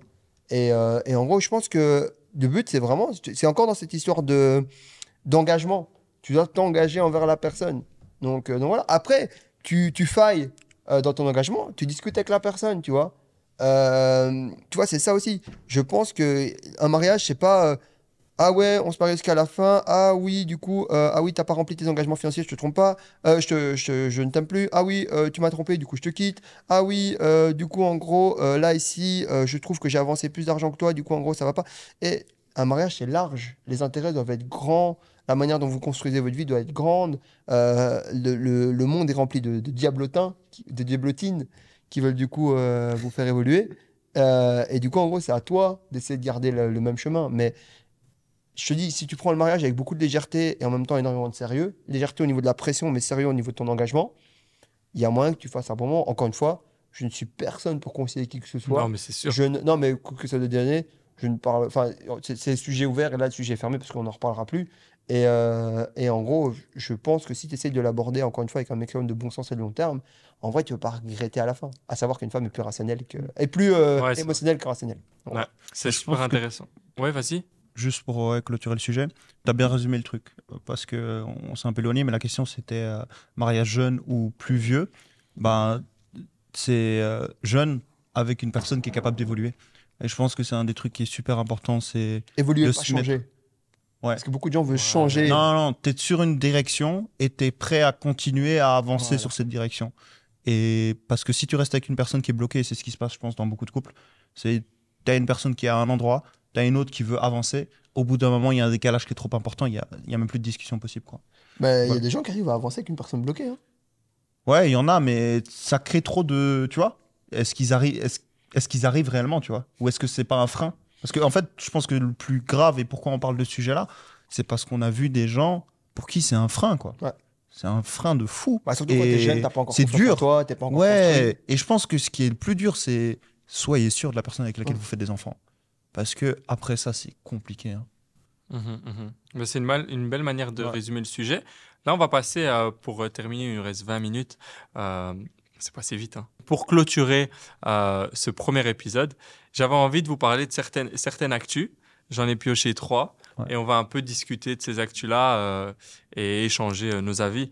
Alors, la première actu, c'est Miss France. Est-ce que vous avez suivi le sujet ou pas?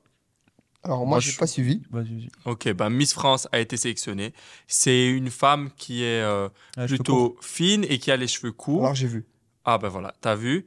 Et là, elle est dans une polémique incroyable. Ah ouais Elle vit un harcèlement historique. Ah ouais, vraiment incroyable. chaud? Ouais, vraiment. Parce que les gens disent, c'est la première Miss France qui a des cheveux courts Ouais. en 103 années de Miss France. Ouais. Et en plus de ça, voilà, elle est critiquée de par son côté androgyne. C'est quoi, androgyne? Androgyne, c'est t'as un aspect entre homme et femme et tu peux passer comme un homme et comme une femme. Et Bah, donc c'est les une gens femme. disent, comme elle a les cheveux courts, elle n'a pas des grosses formes, etc., on Ouais. pourrait croire que c'est un homme, tu vois. Waouh. Et Mais c'est donc, pas les gens qui ont voté. Miss France, ça se passe comment? C'est pas que des femmes en plus qui ont voté. il y a un jury. Ouais, mais il y a aussi le Mais public c'est qui le vote. jury, Il y a- c'est pas que des femmes. Alors là, je sais J'avais pas, je entendu t'avoue, ça. je suis pas un expert de Miss France. Mais du coup, qu'est-ce que vous en pensez de cet harcèlement qu'elle subit? Et puis, est-ce que c'est pas un peu la mentalité française? Toi, je sais que tu as envie de partir aux États-Unis, mais Son aussi, tu veux vivre ailleurs. Est-ce que c'est pas ça un En peu fait, la mentale? Moi, je trouve ça trop marrant parce que le fait que, encore une fois, le but, c'est pas de rajouter du tout de harcèlement à cette jeune fille, et félicitations à elle d'ailleurs, mais que le reflet qu'aujourd'hui Miss France peut-être est moins de forme que les autres années, où elle a les cheveux plus courts, etc. Bref, peu importe, c'est juste le reflet de la société aujourd'hui, où tout le monde essaye de mettre du compliance là où il n'y a pas de compliance, tu vois. Et en gros, on essaie de mettre des formes là où il n'y a pas de forme. Et en gros, bah, du coup, on se retrouve à des résultats où personne n'est content parce que tu as des gens qui sont dans le passé, là, comment on appelle ça, les conservateurs, Qui veulent une miss avec des qui gros veulent une seins, miss, ouais. ouais, bien formée, cheveux longs, yeux bleus, je suppose qu'elle n'a pas les yeux bleus, et cheveux blonds, tu C'est vois. vrai que les woke, en plus, ils sont contre le concept de Miss et tout, non? Ouais, en Ouais, plus, je trouve, Ouais, ouais. justement, le physique, Ouais. les défilés, les trucs. Donc c'est Ouais, vrai ouais, que donc tu c'est- satisfais personne. ça crée un Je sais même pas bordel. qui regarde Miss France. T'as- Mais tu sais qu'il y en a beaucoup dans mes ouais stories Insta. Ah, Non, incroyable. ils y sont avait- devant Insta et Snap qui regardent Miss France. Ouais. ok. Mais Incroyable. tu sais que c'est culturel, hein, Miss France. Moi, j'étais choqué. Moi, je l'ai jamais regardé parce que Tu c'est regardes pas- Miss Belgique? Non, c'est pas dans les valeurs de, tu vois. La Non, famille. Ouais, voilà. Grosso modo, J'ai jamais été éduqué avec ça, tu vois. moi, je pense vraiment que tu dois. En vrai, c'est juste le reflet de la société d'aujourd'hui. Tout le monde veut être compliant là où il n'y a pas à être compliant. Écoute, venez, on revient à des concepts bêtes et méchants où juste on prend celles qui on trouve tout le monde de plus jolies. Et en gros, après, en plus, c'est trop fou parce que tu vois, à chaque fois, elles te disent un CV. En plus, qu'à chaque fois, personne ne se rappelle de ce qu'elle fait réellement dans la vie. Ah oui, je suis en médecine. Alors qu'en vrai, tout le monde s'en fout. En fait, le vrai but de Meet France, oui, ok, ça va, on a compris. Il fallait pas que ça soit juste un visage. En vrai, c'est juste de choisir la plus jolie, tu vois, ou la plus mignonne, ou quoi, etc. Et je pense que si, entre guillemets, on revenait à des concepts beaucoup plus simples et qu'on veut mettre de la complexité là où la base, il n'y en a pas, ben, on se retrouve à des situations comme celle-ci. Mais, encore une fois, félicitations à elle, parce que, ben, tant mieux, en fait, tu vois. Donc, Mais ouais. c'est peut-être pour ça que ça marche à Miss France, parce que du coup, Quand il y a trouver eu la beaucoup plus d'audience. belle, ouais, Ben, je crois bien, comme ouais. d'hab. Hein. Je pense que c'est du divertissement. Hein. Ouais, À mon avis, ils l'ont fait exprès aussi, tu vois. Genre, ouais, peut-être, ouais, t'as raison. Non, mais voilà, ça la c'était. marque était un peu en train de mourir, fallait réveiller le truc. Cette année, on va choisir. C'est vrai, c'est L'année vrai. prochaine, ce sera une noire. Mais non, il y a déjà eu. Je sais pas. Il y a eu une métisse. Ouais. Ah, Ouais, une métisse. on y est Ah, pas faut encore. pas Mais ça, abuser. ça aussi, ça a créé, tu vois, la polémique. Ouais. Ah, De toute façon, chaque année, il y a des polémiques, franchement. Mhm, Des mhm. polémiques. Et vous, Franchement, les gens, s'ils se concentraient sur leur vie à la place de se concentrer sur Meet France, ils évolueraient plus, tu vois. vous voulez quitter la Belgique ou pas? Ouais, ouais. Alors, c'est une question à double réponse. Parce que Allons-y. je vais te dire que oui, je veux la quitter en tant que Marvin, personne physique, mais en tant que Marvin professionnel, non, je ne veux pas la quitter. Parce que je me sens très bien en Belgique, je n'ai aucun problème, du coup, je te dis, avec tout ce qui est lié à la fisca ou même au développement, ou même à l'entrepreneuriat en général en Belgique. Donc, et je m'y plais bien et je développe bien ici. Donc, il n'y a aucune raison que je parte. Par contre, ouais, c'est que ma personne physique n'est pas en raccord avec l'environnement qui est autour. Tu vois, je pousse un peu trop les lignes, je dérange peut-être par moment, tu vois. Et c'est vrai que plus j'ai cette chance de pouvoir monter euh, Dans le rang de la société. dans le rang de la société, on va faire ça comme ça, et ben en gros, plus je me rends compte que ma place n'est pas ici, tu vois. Donc voilà, Euh, trop petite mentalité, alors que le pays a énormément de potentiel. Et c'est vrai que c'est dérangeant et c'est frustrant de plus en plus. Et plus en fait tu gagnes d'argent, plus tu te dis bah, pourquoi en gros je vais continuer à vivre ça, quoi. Hmm. Et Et toi toi, enfin moi, Ouais. moi j'ai jamais eu de problème en Belgique. Moi j'aime beaucoup la Belgique, je me sens bien, tout se passe bien, j'aime beaucoup la ville. À chaque fois que je pars et que je reviens à Bruxelles, c'est bizarre, mais j'aime bien revenir. Mais après, j'ai pas tant voyagé que ça que pour choisir la destination où je vivrai plus tard. Mais je pense que ce serait dommage de se limiter juste au petit coin dans lequel je suis né et pas bouger, or que le monde est super vaste. Donc, hâte de découvrir plein de pays. Pour l'instant, tous les pays que j'ai fait, et Dieu merci, ça va, j'ai quand même un peu voyagé. Mais il n'y a pas un pays où je me suis dit, oh, c'est là que je dois vivre. Mm. Mais si ça arrive, j'hésiterai pas, tu vois, parce que en fait, j'ai pas envie d'être coincé dans quelque chose. Je trouverais ça trop dommage. Et toi, Mason? Moi, je veux partir pour plusieurs raisons. Je pense la première, c'est comme Marvin l'a dit, l'environnement, mais il y a plusieurs facettes à l'environnement. Dans l'environnement, qui sont les gens que tu vas côtoyer au quotidien et leur mindset, tu vois, qui sont les gens que tu côtoies au quotidien et quelles sont leurs limites. En gros, qui sont les gens que tu vas côtoyer au quotidien, tu vois. Et je pense qu'en Belgique, on est dans un environnement où clairement, en Europe, tu vois, les gens pensent petit, tu vois, comparé à ce qui se passe aux États-Unis. Et c'est la raison pour laquelle les plus grosses entreprises se créent aux US, tu vois. Il y a les plus grosses richesses. Et je pense que quand tu joues au jeu de l'entrepreneuriat, bah, un des moyens de gagner le plus, c'est d'être dans la bonne cour. Et que si tu es dans la cour des US, même si tu es le plus nul, tu seras bien meilleur que le plus nul de la cour des Non, que le Européens. meilleur des Parce que tu es confronté à avoir des salariés qui sont des gens plus compétents, un marché plus grand. un marché qui est plus grand, Plus d'argent. plus de clients qui consomment. Enfin, en gros, et il y a la partie vraiment les gens, tu vois, l'humain, mais il y a la partie business et administration, où les États-Unis sont des pays. Pourquoi est-ce qu'il y a autant de boîtes aussi qui se développent aux US? Parce que les règles ne sont pas les mêmes, quoi. Il y a des États aux US où c'est beaucoup plus favorable au développement des entreprises, ou encore en Europe, on n'est pas, tu vois, genre, il y a encore trop de contraintes administratives, je trouve. Alors, c'est parce que moi, j'ai une phobie administrative et j'ai pas de femme qui s'occupe de ça, tu vois. Donc, c'est un trauma depuis le début tu vois, de mon aventure. Mais où je trouve qu'il y a trop d'incohérences et que ça pousse pas vraiment au développement des petites entreprises et ensuite plus grandes, tu vois, genre, ou certes, l'optimisation, enfin bref, je pense, ouais, les humains, tu vois, les gens que tu côtoies au quotidien, toi, en tant que personne, les gens que tu vas employer, etc., tout ça qui va... Non, en parlant de ça, tu sais, c'est marrant, je reviens. J'ai écouté le podcast d'un mec là qui s'appelle Alex Boisiz, C'est qui qui a fait une start-up. Deal. Deal, ouais. Ouais. Je trouvais incroyable. Ouais. Et il y a un mec, et le mec à un moment, il dit un truc qui est trop marrant, tu vois. C'est là que tu vois que les gens qui ont du succès, ils sont pas bons pour raconter leur histoire. Il te dit, oui, les gens disent que il faut pas que les gens du début, c'est pas les gens avec qui tu continues, tu vois. Ouais. Puis le gars, en te racontant son parcours, il t'explique Il qu'il a été au MIT et à Harvard. Mais gros, écoute, la plupart des gens, ils commencent pas les boîtes en faisant Ouais, du c'est ça. MIT ou Harvard, tu vois. Ouais, C'est pour ça que c'est pas les mêmes gens du début. Mais ça m'a fait rire en fait quand il a dit ça parce que je me suis dit, c'est dingue comme les gens ont pas la capacité à pouvoir expliquer. Prendre du recul, ouais. Ouais, ouais. Et en Mhm. vrai, que même à ce niveau de succès-là, parce qu'on parle d'un succès qui est Ouais. énorme, tu peux pas prendre le recul de te dire en fait, si juste c'est parce que en fait, t'étais déjà avec les meilleurs, tu vois. Je pense que ça fait une bonne transition et qu'il reste quelques minutes, non? Ouais, ouais. On parle quand même de l'école, tu vois, et Ouais. du bullshit que trop de gens disent sur Internet, où tu peux pas cracher à mort sur l'école, quand Ouais. en réalité, la plupart des gens qui ont du succès dans la vie, c'est des gens qui ont fait des bonnes écoles, tu vois. Alors ça veut pas dire que tu n'auras pas de succès si tu fais pas une bonne école, mais que si tu peux, vas-y en fait. Ça peut que, pour moi, je pense, hein, t'apporter plus, parce que déjà la vie elle est longue, faut arrêter d'être dans la course derrière le succès et vouloir être multimillionnaire à 22 ans, tu vois. Et ensuite, ben, vas-y, t'as fait 5 ans d'études. C'est un truc pour moi qui est sous-estimé à l'école. Tout le monde parle des connaissances, les connaissances que t'apprends. On s'en fout de ce que t'apprends. C'est le La réseau. plupart des gens qui vont à l'école, pourquoi ils réussissent, c'est les gens que tu connais. C'est-à-dire que quand tu vas monter ta première boîte, si t'as été HEC, bah, tes premiers employés, ça va être des mecs d'HEC en fait. Parce que tu vas réussir à les convaincre. Et le mec qui n'a pas été à l'école, qui va employer ses premiers potes, c'est le mec avec qui il travaillait au supermarché du coin. Mais tu vois, tu as un réseau de gens compétents qui vont t'accompagner et qui vont contribuer à ton succès. Non, et puis même, enfin, je veux dire, au bout d'un moment, enfin, on peut regarder tous ces hypocrites là qui disent oui, l'école c'est mal, l'école c'est bouché, etc. Si tu as un enfant, ton but c'est de le placer dans la meilleure école possible pour qu'il ait un réseau de dingue, tu vois. Vraiment, si c'est de l'entrepreneuriat, ça ira, comme il dit, MIT, Harvard, enfin bref, dans tous les endroits qui sont top. Il n'y a pas un seul gars qui a une tête bien faite qui va dire ouais, mon enfant, j'ai pas envie qu'il aille dans la meilleure école. Parce qu'en vrai, les compétences et les connaissances ou la manière de faire, on s'en fout. Ce qui compte, c'est les autres personnes qui sont là-bas et qui vont t'apporter énormément de valeur.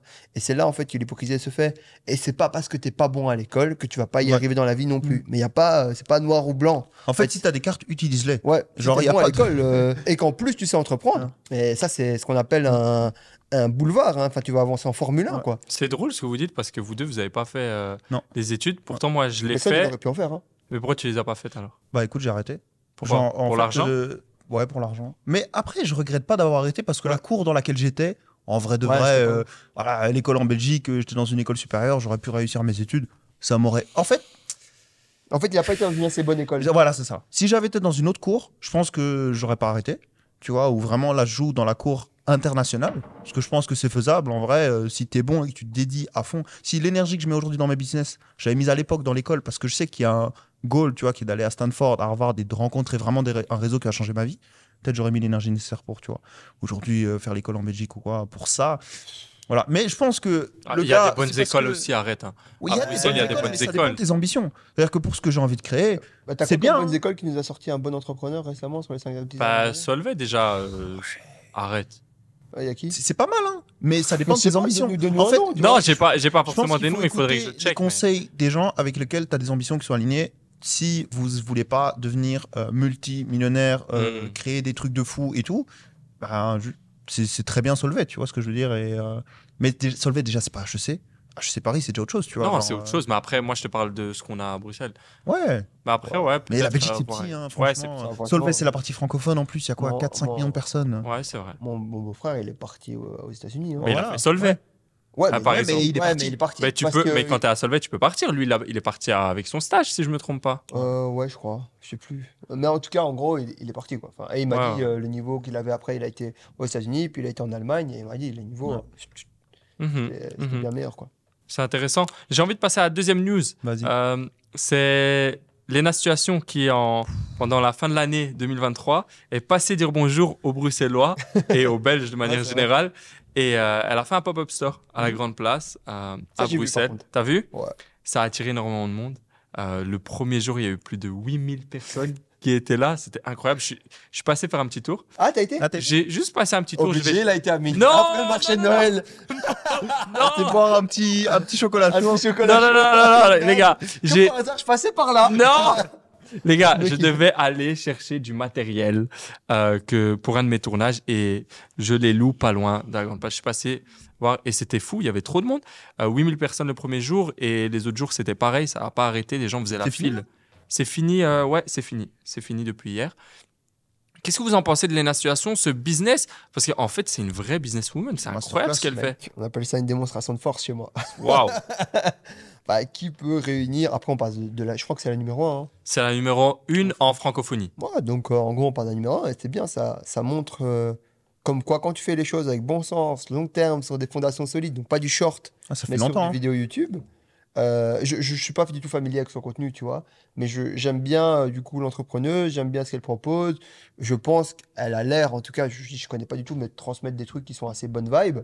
En plus, c'est marrant parce que la situation, c'est une meuf genre, tu sais, normale. Donc en gros, c'est ça. Je pense qu'il y a beaucoup de meufs qui peuvent s'y retrouver parce que tu vois, elle est pas, comment dire, elle est pas ostentatoire, quoi, tu vois. Genre, en gros, elle est classique au classique, mais en plus de ça, elle a sa touche de peps parce que je crois qu'elle doit être peut-être marocaine ou algérienne ou bref, d'origine d'Afrique du Nord. Algérienne.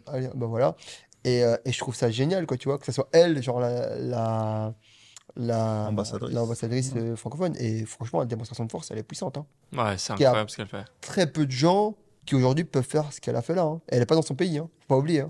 Ouais, Alors, Belgique francophone et France, oui, c'est équivalent, soyons honnêtes, mais On se rend compte de 8000 personnes par 8000 jour. personnes, c'est Tu te rends énorme. compte de ce que c'est? C'est Qui se énorme. déplacent pour faire la file en plus. C'est pas on va à un endroit, on regarde tous un concert, 8000 personnes. C'est j'attends pendant 8 heures pour aller, je sais même pas quoi. Elle vendait quoi? juste une collection de vêtements. Ah, c'était des vêtements. Des Tu pouvais même vêtements, te tu poser, pouvais manger, Ah, un ok. petit café. Il y a même des gens, bah, j'ai vu le premier qui est Qui est rentré, rentré. c'était un Renoir. Ouais, t'as Il vu? était content de Il dingue. était trop heureux, mais il dégageait une bonne vibe. Et il est, Dingue. Mais il je est- pense qu'elle attire aussi des gens comme Ouais. elle, quoi. et il est arrivé, il faisait la file depuis 5 h du matin, ça ouvrait à midi. Il y a des gens qui n'ont pas pu rentrer. Tu vois, les 8000 personnes ne sont pas rentrées. Wow. Tu vois, c'est un truc Par de fou. contre, elle, en termes de personnes, après un événement comme ça, tu dois être lavé, enfin, tu dois être mort, quoi. Tout le monde a dû te prendre ton énergie, ton... Mais les gens se rendent pas compte, hein, mais ce qu'elle fait, c'est fou parce que si je me trompe pas, il y a même un jour, elle a dû aller faire un autre meet-up en France, je crois, à Nantes, puis elle est revenue. Enfin, elle est en train de vivre un truc incroyable et elle gère tout. Et elle a réussi à Et s'entourer, pourquoi les gens etc. font des situations Bah, je crois qu'elle a un bon message. Ok. Plus C'est quoi ton égale message plus égale plus, optimiste, tu vois. Vous pouvez Ok. tout Elle a fait réussir un en journal gardant de le développement sourire. personnel. Franchement, moi je trouve que c'est une des personnes qui fait du contenu en France qui a une bonne influence. C'est là quoi. que tu vois, quand tu fais les choses bien, Ouais. encore une fois, avec bon sens et long terme, ça paye tout le temps. Et ça démontre aussi la puissance des réseaux, quoi. Ouais. La puissance des réseaux sociaux en 2023-2024, où là, quelle marque est capable de faire ça? Apple ne fait pas ça, tu vois. Il n'y a aucune marque qui est capable. Si, un lancement iPhone... 8000 personnes devant un magasin plus. à Bruxelles. Non, mais si tu fais l'effet cumulé des Oui, de magasins... tout, dans Non, le monde Apple- entier, Apple tu a vois. plus de force, quand Dans même. le monde, mais Apple a plus de force dans le monde entier. Apple Belgique a pas plus de force que Lena Situation, ce qu'elle a fait, tu vois. Il n'y a pas 8000 personnes au lancement de l'iPhone. Je sais pas. Mais bref. Mais je vois ce Ouais. que tu veux dire. Mais j'ai En compris tout ce que tu veux cas, dire. elle développe à elle toute seule, tu vois. Là, je parle du multinational, on a peut-être pris un exemple trop gros. Mais elle a Ouais, si un tu prends impact, l'entreprise PME moyenne qui fait peut-être 30 ou 40 Ouais, millions, c'est ça. c'est sûr qu'ils je font pense rien. qu'elle a le potentiel de devenir Bah, c'est une cash machine. Et multimillionnaire. Hein. ce qui est, bah, je pense qu'elle l'est déjà. Je pense qu'elle est déjà multimillionnaire. Ouais, bien sûr. Elle doit. Plus de peser- 10. Ouais, plus de 10. Ah, ouais, peut-être bien, franchement. Easy, En tout cas, d'ici les 10 prochaines années, elle peut ça, aller c'est sûr. taper. Ça, c'est sûr et certain. Mais en gros, ce qui est marrant, c'est qu'une situation pourrait donner des conseils business. Elle le fait. Ah ouais? En plus, comment créer une marque et tout. Non, franchement, elle fait du contenu qui est vraiment bien. Ouais, je respecte totalement. Ouais. Big up à toi.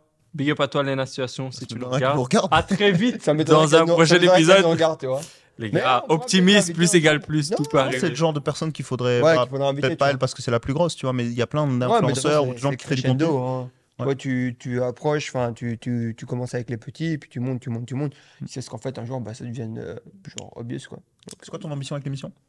Bah, en fait, le but, c'est d'aller vers la télé. Hein.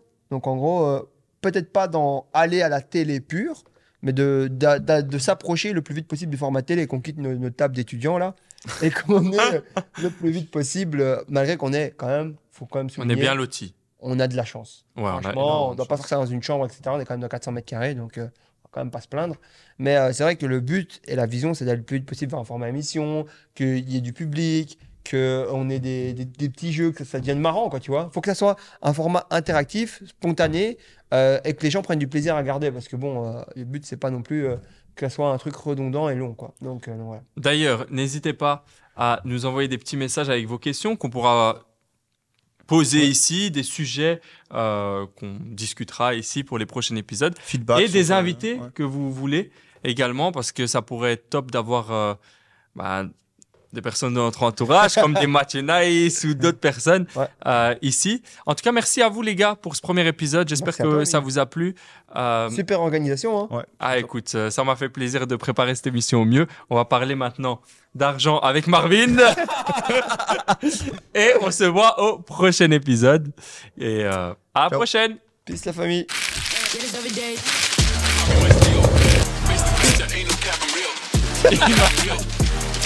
Direction le succès.